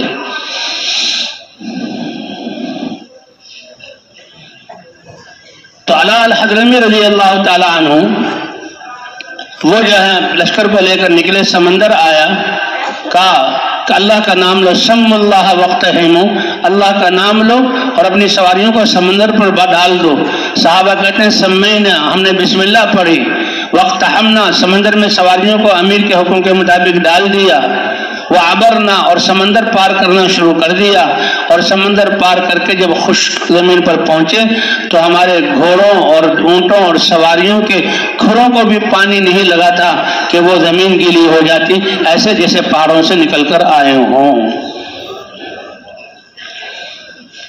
تو اس لیے بھائی یہ دعوت اللہ نے دی، اس دعوت سے یقین کمال کو پہنچے گا، ایمان مضبوط ہوگا، اور پھر نمازوں کو بنانے کی محنت کرنی، نمازوں کو اچھا بنانے سے ہمارے جسم کا استعمال ٹھیک ہوگا۔ کہ 5 دفعہ اللہ اپنے گھر بلاتے ہیں، اور ایسا عمل ہے کہ دل کی استحضار اور سارے جسم کو اللہ کے حکم کا پابند، اور تھوڑے سے وقت کے لیے 10-12 منٹ میں، ابھی فجر کی نماز 15 منٹ میں سب چیزوں سے فارغ ہو گئے، اللہ اکبر کہہ کر اللہ کے سامنے کھڑے ہوئے، پردے ہٹ جاتے ہیں، اور مسلمان جب کہتا ہے الحمدللہ رب العالمین، اللہ کی طرف سے جواب آتا ہے حمدنی عبدی، اے کائنات دیکھو میرے بندے نے میری حمد بیان کی۔ الرحمن الرحیم، اللہ جواب دیتے ہیں اثنا علی عبدی، میرے بندے نے میری ثنا بیان کی۔ مالک یوم الدین، مجدنی عبدی، میرے بندے نے میری بزرگی بیان کی۔ اور جب ایاک نعبد و ایاک نستعین کہتا ہے، اللہ کہتے ہیں بندے نے میرے ساتھ معاملہ کیا۔ دنیا کے بڑے لوگ تھوڑا سا عہدہ مل جائے نیچے والوں کو دیکھنا پسند نہیں کرتے، اور اللہ کی ذات رب العالمین ہوتے ہوئے، سارے خزانوں کے مالک ہوتے ہوئے، عرش عظیم پر ہوتے ہوئے، یہ اللہ کا بندہ پھٹے پرانے کپڑے اور جناب اللہ ہاتھ باندھ کر کھڑا ہوا اور اللہ سے کہہ رہا ہے، اے اللہ تیری ہی عبادت کریں گے اور تجھی سے مدد مانگیں گے۔ اللہ کتنے قدردان ہیں۔ اللہ فرماتے ہیں، اے کائنات، میرے بندے نے میرے ساتھ کتنا اچھا معاملہ اور سودا کیا۔ انسان کی قیمت اللہ کے ہاں ایمان اور اعمال سے ہے، چیزوں سے نہیں ہے۔ قارون کے پاس کتنا سامان تھا، جب ایمان نہ لایا، حالانکہ موسیٰ علیہ السلام کے قوم میں سے تھا اور رشتے میں کچھ لگتا تھا موسیٰ علیہ السلام کا، لیکن جب دین سے روگردانی کی، اللہ کے نبی کی مخالفت کی، تو زمین کو حکم ملا کہ پکڑ لو اس کو، اور کہا اس کے سامان کو، جس پر یہ فخر کرتا تھا، اسی کے ساتھ سامان کو باقی نہیں رکھنا۔ خسف بہ وبدارہ الارض، سب کو زمین نگل گئی۔ تو ایاک نعبد و ایاک نستعین، اے اللہ تیری ہی عبادت کریں گے۔ بادشاہ بھی کہہ رہا ہے، انجینئر بھی کہہ رہا ہے، ڈاکٹر بھی کہہ رہا ہے، زمیندار بھی کہہ رہا ہے، شہری بھی کہہ رہا ہے، ہر ایک کے لیے اللہ فرماتے ہیں، ھذا بینی و بین عبدی، یہ بندے نے تو میرے ساتھ اتنا بڑا معاملہ کیا، کیسے قدردانی ہے۔ اور آگے کیا انعام، وَلِعَبْدِي مَا سَأَلَ، جب یہ وضو کر کے میرے گھر آیا، اذان سنی، نماز میں کھڑا ہوا، میری تعریفات کی، مجھ سے ایک معاملہ کیا، تو میں رب عظیم، میں بھی اب اس سے وعدہ کرتا ہوں کہ جو اپنی زبان سے مانگے گا وہ اس کو عطا کروں گا۔ وَلِعَبْدِي مَا سَأَلَ، بھئی یہ نمازیں معمولی چیز نہیں ہے۔ تو ذہن کو یکسو کرنا، اللہ کے راستے میں سب کچھ اللہ کے حوالے کر کے نکلنا، یہ دعوت دینے سے یقین بنانا اور اپنے آپ کو دنیا کی فکروں سے نکالنا، اس سے جتنا یقین اچھا ہوگا نماز بھی ہماری اچھی ہوگی۔ ورنہ نماز میں بھی دنیا ہی کی ادھیر بن، جسے اللہ کے راستے میں نکل کر ہم دعوت دینے، اعمال میں یکسو نہیں، تو نماز میں یکسوئی کیسے آ جائے گی؟ نماز میں یکسوئی کیسے آ جائے گی؟ تو یہ تو معاملہ اللہ سے ہے کہ میرا بندہ جو مانگے گا، اور پھر اللہ ہی نے متعین کیا کہ اس کی سب سے بڑی حاجت ہدایت ہے، اللہ کی معرفت ہے، اور اللہ کے دین پر پسندیدہ احکام پر چلنا، یہ ہدایت ہے۔ سب سے بڑی دولت اس کے لیے یہ ہے، تو فرض کیا ہر مسلمان پر، کیونکہ نماز کسی حالت میں بھی معاف نہیں۔ کھڑے ہو کر نماز نہیں پڑھ سکتے تو بیٹھ کر پڑھو، بیٹھ کر نہیں پڑھ سکتے تو لیٹ کر پڑھو، حتیٰ کہ حالات جنگ کے دوران بھی نماز پڑھو۔ کہ جنگ ہو رہی ہے، امام جب لڑنے والوں کے دو حصے بنا لے، ایک آدھے حصے کو جماعت کرائے اور دوسرا حصہ دشمن کے سامنے رہے، اور پھر جب یہ کچھ نماز پڑھ لیں تو یہ دشمن کے سامنے کرے۔ حالت جنگ میں بھی نماز معاف نہیں ہے، حالت جنگ میں بھی۔ حضور صلی اللہ علیہ وسلم عصفان مقام پر اپنے صحابہ کو لے کر آئے، ادھر کافروں کا لشکر بھی تھا اور اس میں خالد ابن ولید بھی تھے۔ تو ظہر کی نماز کا وقت ہوا، حضور نے نماز پڑھائی سارے صحابہ کو، تو ابھی صف بندی اور لڑائی شروع نہیں ہوئی تھی۔ تو جب نماز سے سلام پھیر کر صحابہ کرام ہتھیار بند ہوئے، کافروں نے کہا اوہو ہم سے چوک ہو گئی، ہم سے بہت بڑا ایک موقع ہاتھوں سے نکل گیا مسلمانوں کو نقصان پہنچانے کا۔ اور خالد بن ولید کافروں کے لشکر کے ساتھ، کہ کیا کہ یہ نماز میں تھے، نماز میں تو ہاتھ باندھ کے کھڑے ہوتے ہیں، ہتھیار ان کے پاس نہیں ہوتے، رکھے ہوتے ہیں، اور یہ اللہ سے لو لگائے، ہم ان پر ایک بار کے حملہ کر کے کتنوں کو نقصان پہنچا سکتے تھے۔ انہوں نے کہا نہیں ٹھہر جاؤ، یہ ایک مسلمان ایک دفعہ نماز نہیں پڑھتا، یہ تو 5 دفعہ نماز پڑھتا ہے، اور ابھی تھوڑی دیر بعد ان کو پر ایک ایسی نماز آئے گی جو ان کو اپنی اولادوں سے بھی زیادہ پسندیدہ ہے، یہ اس نماز میں لگیں گے تو ہم نقصان پہنچائیں گے۔ اللہ نے فرمایا ایک طرف تمہاری تدبیر ہے، ایک طرف اللہ کی تدبیر ہے۔ اللہ نے جبرائیل علیہ السلام کو وحی دے کر بھیجا، قرآن کی آیات کہ اس آئندہ کی نماز کو سب صحابہ کو اکٹھے نماز نہ پڑھائیں، 2 حصوں میں بنا لیں۔ انہوں نے جب دیکھا تو خالد بن ولید کہتے ہیں میرے دل میں تو اسی وقت جہاں چوٹ لگی کہ اس شخص کی تو آسمانوں سے رہبری ہو رہی ہے۔ تو بھائی ہم دین اور تقوی پر چلیں گے تو ہمارے کام کون بنائے گا؟ اللہ بنائے گا۔ حالت جنگ میں بھی نماز معاف نہیں۔ اور اس میں دعا کیا کریں؟ اہدنا الصراط المستقیم، کہ اللہ ہمیں سیدھا راستہ دکھلا دے، سجھا اور سمجھا دے اور اس پر ہمیں چلا دے۔ کتنی بڑی دعا اللہ سے مانگ رہے ہیں۔ اور علماء فرماتے ہیں کہ نماز کی یہ دعا اس دعا کا جواب ہے، الف لام میم ذالک الکتاب لا ریب فیہ ھدی للمتقین۔ جو پاکیزہ لوگ سلیم الطبع اپنی زندگیوں کو پاکیزہ بنانا چاہتے ہیں کہ اللہ کے سامنے پیش ہوں، اللہ اپنی پاکیزہ ہر عضو ان کا دل پاکیزہ، دماغ پاکیزہ، روح ان کی خوشبودار اور پاکیزہ، اور جسم کا رواں ان کا پاکیزہ، کیونکہ اللہ کے احکام یہ پاکیزہ ہیں۔ تو فرماتے ہیں جو ایسی زندگی بنانا چاہتے ہوں ان کے لیے قرآن یہ پوری رہبری اور رہنمائی کی کتاب ہے۔ اور کون کیسے زندگی کو پاکیزہ بناتے ہیں؟ یؤمنون بالغیب، غیب پر ایمان رکھتے ہیں، اللہ پر ایمان رکھتے ہیں، اللہ کو اپنی ذات اور صفات کے ساتھ جہاں ایمان لاتے ہیں، فرشتوں پر ایمان لاتے ہیں، اللہ کی کتابوں پر ایمان لاتے ہیں، سارے رسولوں پر ایمان لاتے ہیں، اتاری ہوئی کتابوں پر، والیوم الآخر، اور آخرت کے دن پر ایمان رکھتے ہیں۔ کتنا بڑا علم ہے ہمارا اس ایمان کی صورت میں کہ روح نکل جانا اور جسم کا مٹی بن جانا اور ختم ہو جانا نہیں، بلکہ دوبارہ زندگی ملے گی۔ لیکن یہ عقل کے بدھو اور عقل کے تابع کہ کیسے انسان مٹی بن گیا اور پھر جو ہے دوبارہ زندہ ہوگا۔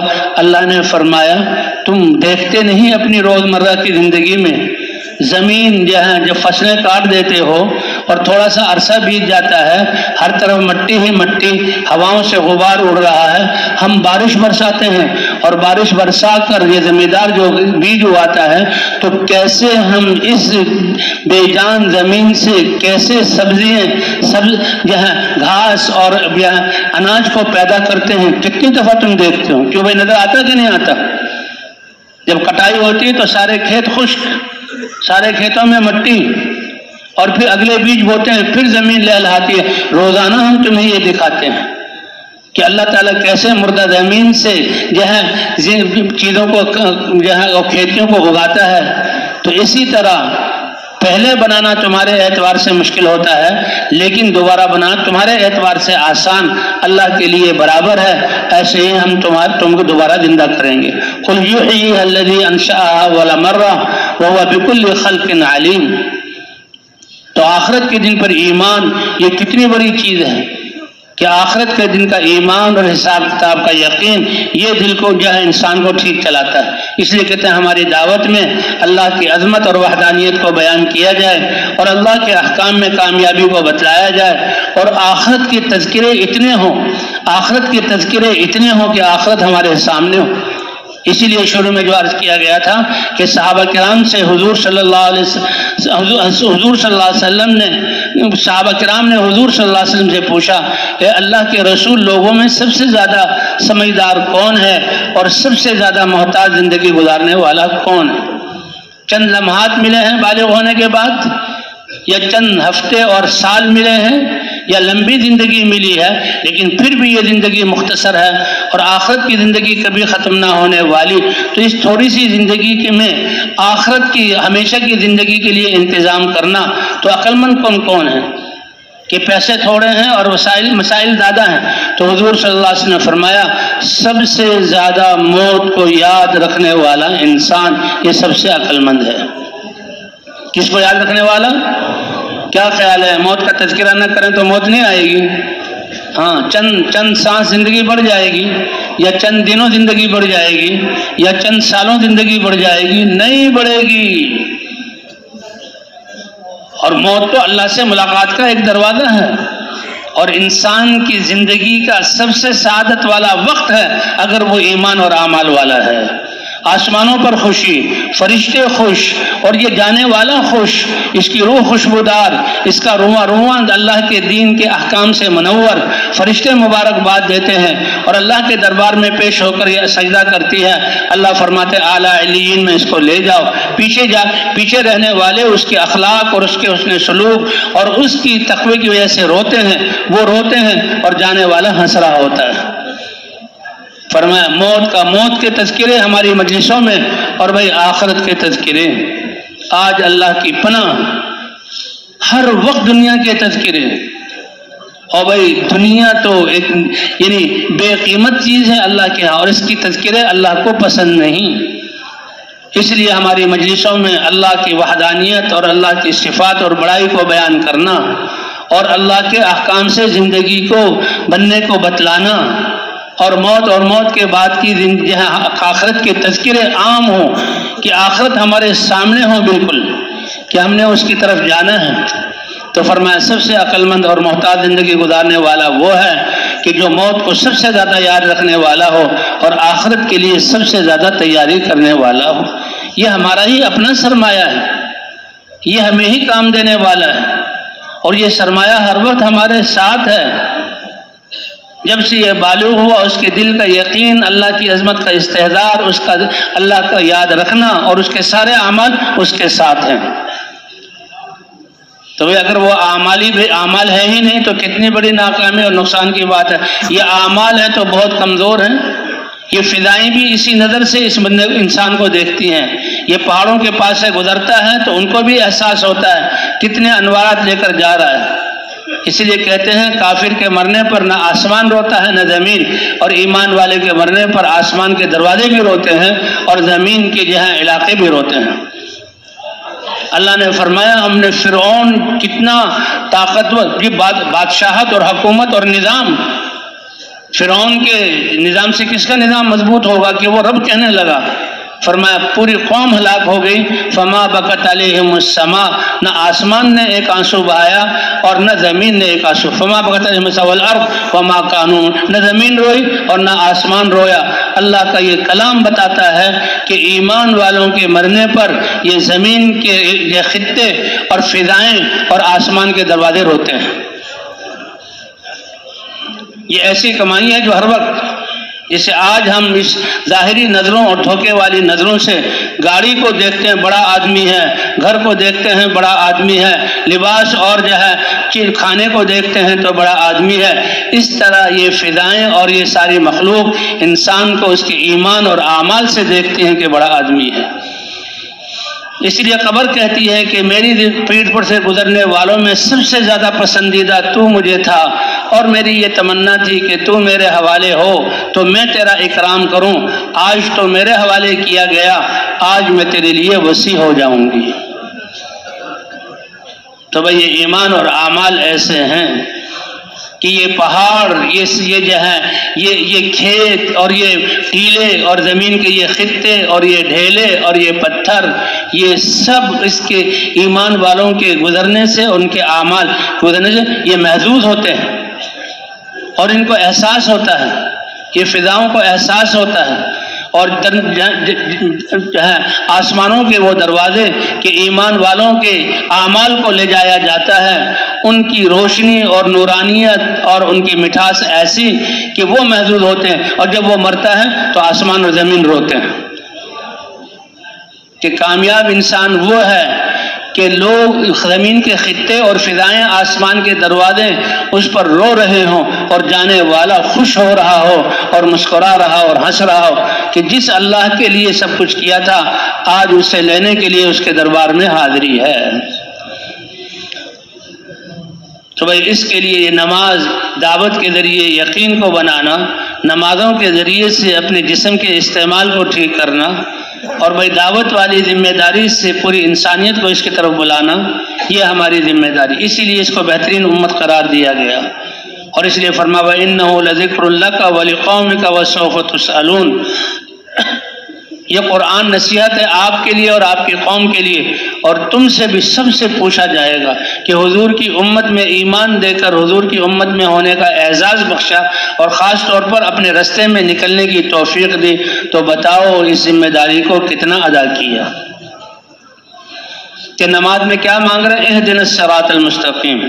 اللہ نے پورا قرآن اتارا، پھر آگے تفصیل صراط الذین انعمت علیہم، اے اللہ ان لوگوں کا راستہ کہ جن پر آپ نے انعام کیا. ہمارے دلوں کے یقین، دلوں کے جذبات، ہماری زندگی کے معمولات ان لوگوں کے طریقے پر ہوں جن پر آپ نے انعام کیا. اور ان میں پہلی صف پر انبیاء ہیں. پہلی صف پر کون ہیں؟ کتنی بڑی دعا اللہ سے مانگ رہے ہیں. اور دوسری صف میں صدیقین ہیں، صحابہ سارے کے سارے صدیق، اور قوموں میں امتوں میں صدیق وہ جو سب سے زیادہ نبی کے قریب جان مال اللہ کے دین کے لیے لگانے والے۔ تو ہمارا جان ہم نے تو اللہ سے روزانہ 5 دفعہ مانگتے ہیں، روزانہ 5 دفعہ مانگتے ہیں۔ اور تیسرے نمبر پر شہداء کہ جنہوں نے جان جیسی چیز کو اللہ کے دین کے نذرانے میں پیش کر دیا، اور وہ صالحین جو اپنی زندگی کو پاکیزہ رکھتے ہیں۔ اور پھر اگلی بات غیر المغضوب علیہم، کہ اللہ وہ منحوس اور وہ ناکام اور وہ جو ہے وہ پس لوگ کہ جن پر آپ کا غصہ، آپ کو ناراض کیے ہوئے ہیں اور ناراضگی والی زندگی گزار رہے ہیں، والضالین، اور کچھ لوگ ایسے ہیں جو بھٹکے ہوئے ہیں صحیح راستے سے، اے اللہ ان کے راستے سے بچا۔ آج مسلمان نماز میں دعا تو مانگتا ہے اس جہاں سورہ فاتحہ کے ذریعے سے نبیوں والے راستے کی، لیکن اپنی تجارت میں دیکھ کر چلتا ہے مغضوب علیہم والضالین کو، کہ دنیا میں ہم کیسے ہماری تجارت کہ ان کے اصولوں کے اپنائے بغیر تجارت کیسے چلے گی؟ ان لوگوں کے بتائے ہوئے دھوکے والے طریقے، مال کمانے والے اور مفاد پرستی کے طریقوں کے علاوہ ہم کیسے پنپیں گے؟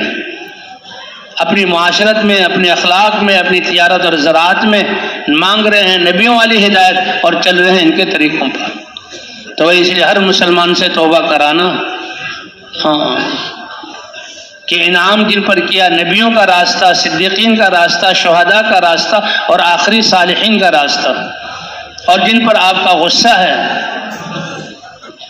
کہ جو اللہ کے دشمن، فرشتوں کے دشمن، اللہ کے رسول، اللہ کے دین کے دشمن اور تمہارے دشمن، جن کی دن رات کی اسکیمیں تمہیں نیست و معبود کرنے کے لیے اور جو راہ سے بھٹک گئے۔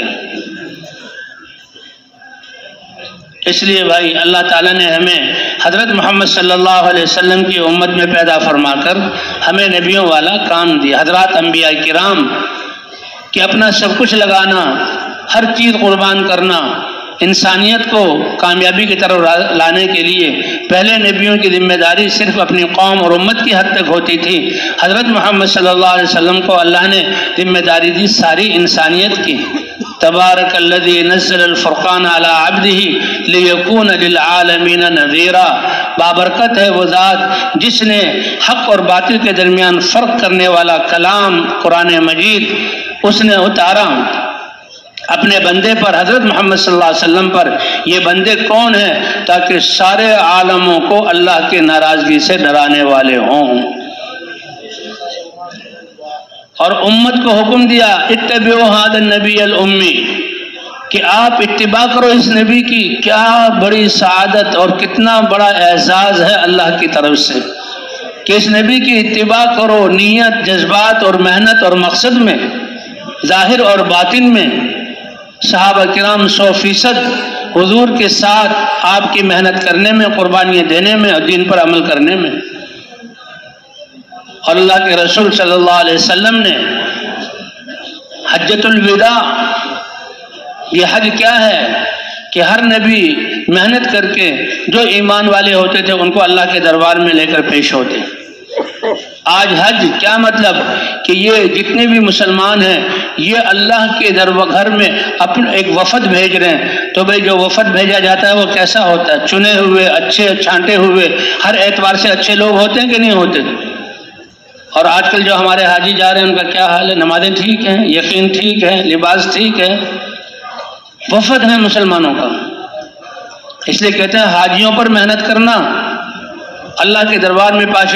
یہ فلاں علاقے کا حاجی ہے، اس کی شکل کیسی ہے، اس کا لباس کیسا ہے، اس کی فکر کیسی ہے، اس کی چال ڈھال کیسی ہے، نمازیں کیسی ہیں، یہ وفد بن کر آئے ہیں کہ اللہ کو راضی کریں گے۔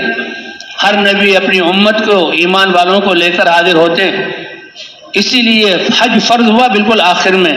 اللہ کے رسول بھی صحابہ کی جماعت کو لے کر اللہ کے دربار میں حاضر ہوئے۔ 1,24,000 صحابہ نبیوں کے بعد چھانٹے ہوئے کہ جن کو اللہ نے اپنے نبی کی صحبت کے لیے چنا اور نبی کی محنت کے لیے قبول کیا۔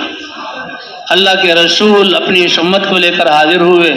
مینا میں گھاٹیاں ہیں، غیر ہموار راستے ہیں، میلوں میں صحابہ کرام کا پڑاؤ ہے، اور اللہ کے رسول خطبہ دے رہے ہیں۔ صحابہ کرام سمجھ گئے کہ اللہ کے رسول تو امت کو الوداع کر رہے ہیں۔ یہ احکام جو بیان کر رہے ہیں، گویا حضور جا رہے ہیں اس دنیا سے، تو کیا فرمایا، کیا پیغام دیا امت کو، کیا پوچھا امت سے؟ کہ آپ خطبہ دے رہے ہیں، 1.25 لاکھ صحابہ پھیلے میں میلوں تک، اور آپ کی آواز اللہ ہر ایک کے کان تک پہنچا رہے ہیں۔ اس میں بیچ میں بات کیا کہا حضور نے، کیا بھی کہا، کون کیا کہہ رہا؟ نہیں، حضور کی بات صاف صاف، اور سب نے کہا کأنہا خطبۃ مودع، اللہ کے رسول الوداع کہہ رہے ہیں۔ اور اس میں حضور نے کیا فرمایا؟ الا هل بلغت، اے میری امت، کیا میں نے بڑے مجاہدے قربانی سے اور تکلف کے ساتھ اللہ کا پیغام تم تک پہنچا نہیں دیا؟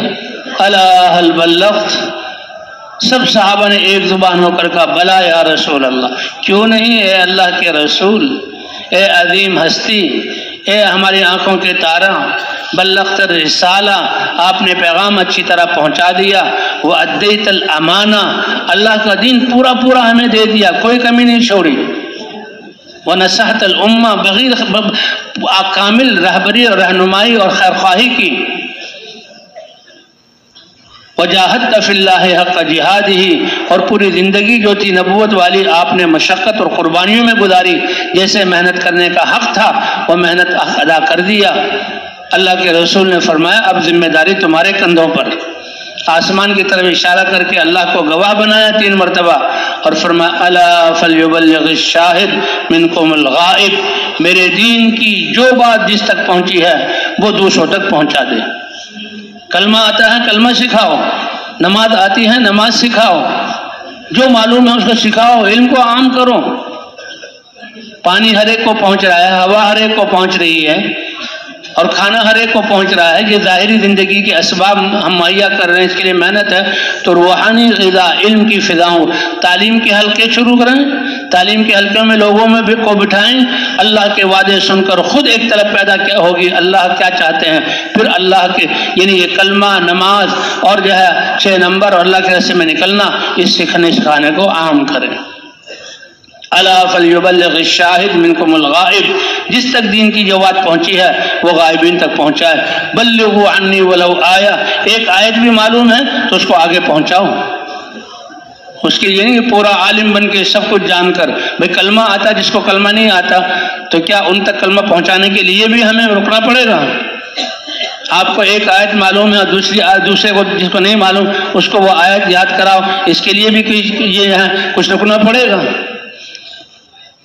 تو اللہ نے ہمیں یہ کام عطا فرمایا ہے، آج صدیوں بعد ہمیں یہ کام ملا ہے، اللہ اس کی قدردانی کی توفیق عطا فرمائے۔ جب تک 100% امت اس دعوت والے کام کو لے کر چل رہی تھی، کوئی طاقت ان کو روک نہ سکی۔ صحابہ کے جسم دبلے پتلے بھوک کی وجہ سے، صحابہ کے کپڑے بوسیدہ پھٹے ہوئے کہ کپڑے پیسے کمانے کے لیے وقت ہی نہیں تھا صحابہ کے پاس، وہ تو بڑی مشکل سے 2 یا 3 دن بعد ایک وقت کا کھانا کھا کر زندگی کو آگے چلاتے تھے کہ مقصد تو اللہ کے کلمے کو بلند کرنا ہے۔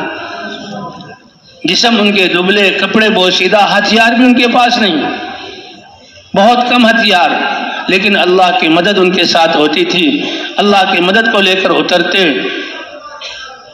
اور لاکھوں کی فوج جو لوہے میں غرق اور پہاڑ کی طرح جمے ہوئے صحابہ کے سامنے چند گھڑی رک نہیں سکتے تھے، اللہ فتح دے دیتے تھے اور اللہ دشمنوں کو مغلوب کر دیتے تھے، کیوں؟ اللہ کی مدد ان کے ساتھ تھی۔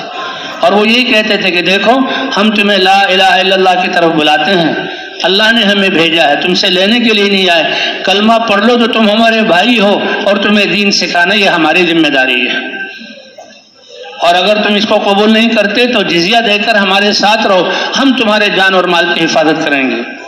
یعنی جو طریقہ اللہ کے رسول نے صحابہ کو دیا تھا اس میں ان کے جان اور مال کی حفاظت، کہ جو ذمہ داری میں داخل ہو گیا اب اس کے جان مال عزت کی حفاظت مسلمانوں کے ذمے، اور اگر اس کو بھی قبول نہیں کرتے تو پھر آ جاؤ میدان میں، اور اللہ فتح عطا فرماتے تھے۔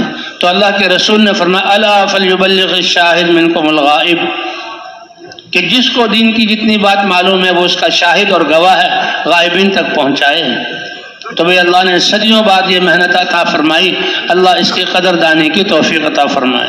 فرمایا فطوبی للغرباء، خوشخبری اور مبارکبادی ہو۔ ایک حدیث میں فرمایا کہ دیکھیں جب میں دین کی محنت کو لے کر آیا تو یہ رواجوں کے، سمجھوں کے، عقلوں کے بالکل خلاف تھا، انسانیت جو ہے وہ گمراہی اور اندھیریوں کی دلدلوں میں دھس رہی تھی، زندگیاں ان کی پریشان تھیں۔ اللہ نے مجھے یہ کلمہ دے کر بھیجا اور حضور کے 23 مبارک سال لگے، اور جو جو ایمان میں آتا مرد عورت اس کی صلاحیتیں لگتی اور اپنے وہ سارے جو تقاضوں کو قربان کرتے، اور یہ دین یہاں تک پہنچا کہ مسلمانوں کے لیے سب سے زیادہ پسندیدہ مشغلہ اللہ کے دین کے لیے زندہ کرنے کے لیے اور لوگوں کو اللہ سے ملانے کے لیے جانا اور اپنی زندگیوں کو لگانا، یہ سب سے بہترین مشغلہ ہو گیا۔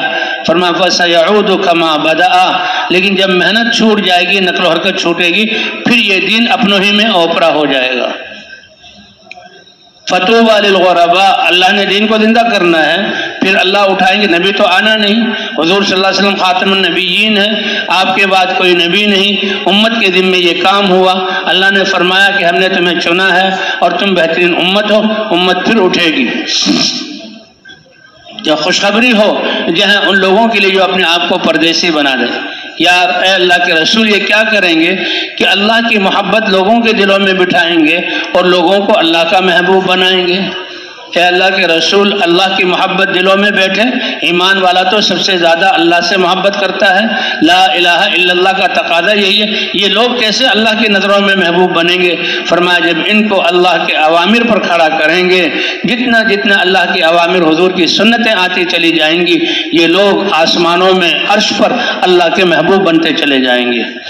قل ان کنتم تحبون اللہ فاتبعونی یحببکم اللہ، کیسے اللہ نے حکم دیا، بتاؤ میرے بندوں کو کہ تم اللہ سے محبت کرتے ہو جس نے زمین تمہارے لیے بنائی، جس نے آسمان تمہارے لیے بنایا، تمہارے جسم میں آنکھیں، زبان، ناک، دانت، دماغ، ہر سارے اعضاء تمہیں دیے، ساری کائنات کو تمہارے لیے مسخر کیا، اور تم کہتے ہو کہ ہم تو احسان کے بندے ہیں، اور جو احسان کرے اس سے محبت کرتے ہیں، تو سب سے زیادہ محبت کے لائق اللہ ہیں۔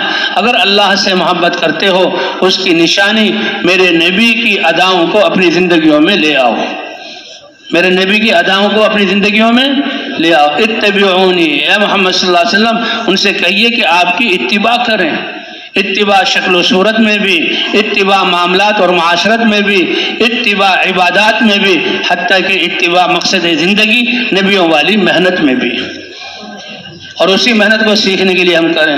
اور اس کا بدلہ کیا ہوگا؟ یحببکم اللہ، اللہ تمہیں اپنی محبت والا انعام عطا فرمائیں گے۔ تو بھئی یہ تو ہماری اپنی ذات کا مسئلہ نہیں ہے، ہمارا، ہماری نسلوں کا، ہمارے علاقے والوں کا، امت مسلمہ کا، اور یہ 5 ارب انسانیت جو خواہشات کی زندگی گزار کر اور بے چینی کی زندگی بسر کر رہے ہیں، ظاہری زیب و زینت تو ہے، دل ان کے ویران ہیں، محبتیں ان میں ہے نہیں، اس لیے زندگی ایسی بناتے ہیں کہ بس میں اور میری ذات، کسی اور سے کوئی واسطہ نہیں۔ مسلمان تو کہتا ہے میں اور ساری انسانیت، اللہ ساری یہ اللہ کا خلیفہ ہے، اللہ ساری انسانیت کے لیے یہ سارے نظام کو چلا رہے ہیں، تو مسلمان وہ تو ساری انسانیت کے لیے فکر مند، محنت کرنے والا اور دعائیں کرنے والا ہوتا ہے۔ تو فرمایا یہ جو اللہ کا محبوب، کہ اللہ کے احکام ان میں زندہ کر دیں، اللہ کے محبوب بن جائیں گے، اور یہ ہمارا فرض منصبی ہے۔ تو امت مسلمہ دین پر اور دین کے محنت پر آ جائیں، اور اللہ تعالیٰ ان کفار کے لیے ہدایت کے دروازے کھول دیں، فضاؤں کو پاکیزہ بنا دیں، اس کے لیے یہ محنت ہے۔ تو کیا خیال ہے بھائی، تیار ہیں اس کے لیے انشاءاللہ؟ ہاں۔ الراحمون، جو لوگوں پر رحم کرے گا، آسمان والا ان پر رحم کرے گا، تم زمین والوں پر رحم کرو۔ وہ بچہ جو ماں باپ سے گم ہو کے زمانے کے ظالموں کے ہاتھوں میں آ کر ظلم کے پس رہا ہے، اس کو وہاں سے نکال کر ماں باپ کی گود میں پہنچا دینا، اس سے بڑا احسان کوئی ہو نہیں سکتا۔ یہ امت اللہ کی رحمت سے دور ہو کر مسائل کا شکار، ساری دنیا کے ظالم اس کی طرف متوجہ ہوئے اور ساری طاغوتی طاقتیں اس کے جسم کو ادھیڑ رہی، ان کے چنگل سے نکال کر اللہ کی ذات کی پناہ میں لے آنا ایمان اور اعمال کے ذریعے، اس سے بڑی انسانیت پر رحم کوئی اور نہیں ہے۔ ارحموا من فی الارض یرحمکم من فی السماء، اور بھائیوں دکانوں کے ذریعے چیزیں پہنچانا یہ اتنا اہم نہیں، کارخانوں کے ذریعے کپڑے پہنچانا یہ اتنا اہم نہیں، سیاست کے ذریعے ان کے دنیا کے کام بنانا اتنا اہم نہیں، جتنا اللہ کے نافرمانی سے نکال کر اللہ کی رحمت کے نیچے لے آنا، کیونکہ کرنے والی ذات کون سی ہے؟ اللہ کی ہے۔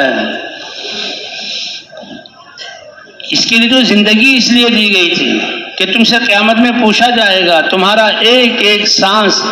اس لیے ہماری یہ محنت سارے عالم کے لیے، ہمارا مشورہ عالم کے لیے، ہمارے اپنی مسجد میں مشورے کے لیے جمع ہونا سارے عالم کے لیے، روزانہ کی دعوت ملاقاتیں سارے عالم کے لیے، صرف محلے والوں کے لیے نہیں ہیں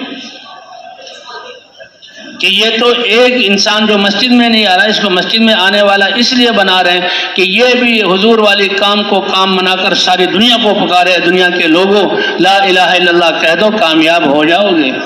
ہماری تعلیم سارے عالم کے لیے، ہماری دعائیں سارے عالم کے لیے، کہ جو ساری انسانیت پر رحم کرے گا اللہ تعالیٰ اس پر اپنی رحمت کے دروازے کھول دیں گے۔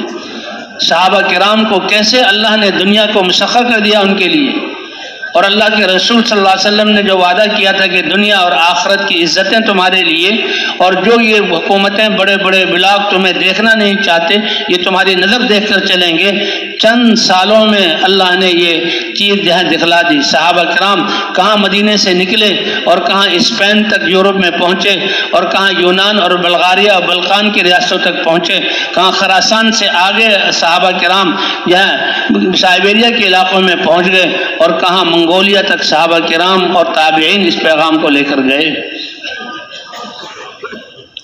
آج تو اسباب ہمارے پاس زیادہ ہیں، تو بھئی پچھلی زندگی اور اس کی کوتاہی سے اللہ سے معافی مانگنا نادم ہو کر، اور آئندہ کی بقیہ زندگی کو اس محنت کو نصب العین اور مقصد بنا کر اپنی زندگی کو پیش کرنا۔ تو تیار ہیں بھئی اس کے لیے؟ تو اس کے لیے سب سے پہلی بات یہ ہے کہ اس مجمع میں سے جن ساتھیوں کے 4 مہینے نہیں لگے اور وہ تھوڑے وقت کے لیے آئے تھے، وہ تو 4 مہینے کے لیے کھڑے ہو کر اللہ کے سامنے اپنے آپ کو پیش کریں، 4 ماہ کے لیے پیش کریں بھائی، 4 ماہ کے لیے پیش کریں بھائی، 4 ماہ کے لیے پیش کریں بھائی، ماشاءاللہ 4 ماہ کے لیے پیش کریں بھائی۔ اے اللہ پچھلی زندگی جو ہم نے اس محنت کے بغیر گزاری، یہ بہت ہم نے ہلکا اور نقصان والا سودا کیا، اے اللہ یہ تو تیری بتائی ہوئی تجارت ہے، اب تو تیری پہچان کرانے کے لیے، بندوں کو تجھ سے فائدہ اٹھانے کے لیے تیرے دین کی طرف متوجہ کریں گے۔ بھائی جو بیٹھے ہوئے ہیں 4 ماہ ان کے لگے ہوئے ہیں انشاءاللہ، تو یہ ہر سال 4 ماہ نقل و حرکت کے لیے اپنے آپ کو پیش کریں، اور 8 ماہ اپنے مقام پر محنت اور اپنے گھروں تک پہنچانا اس محنت کو، اس کے لیے ارادے کریں ماشاءاللہ۔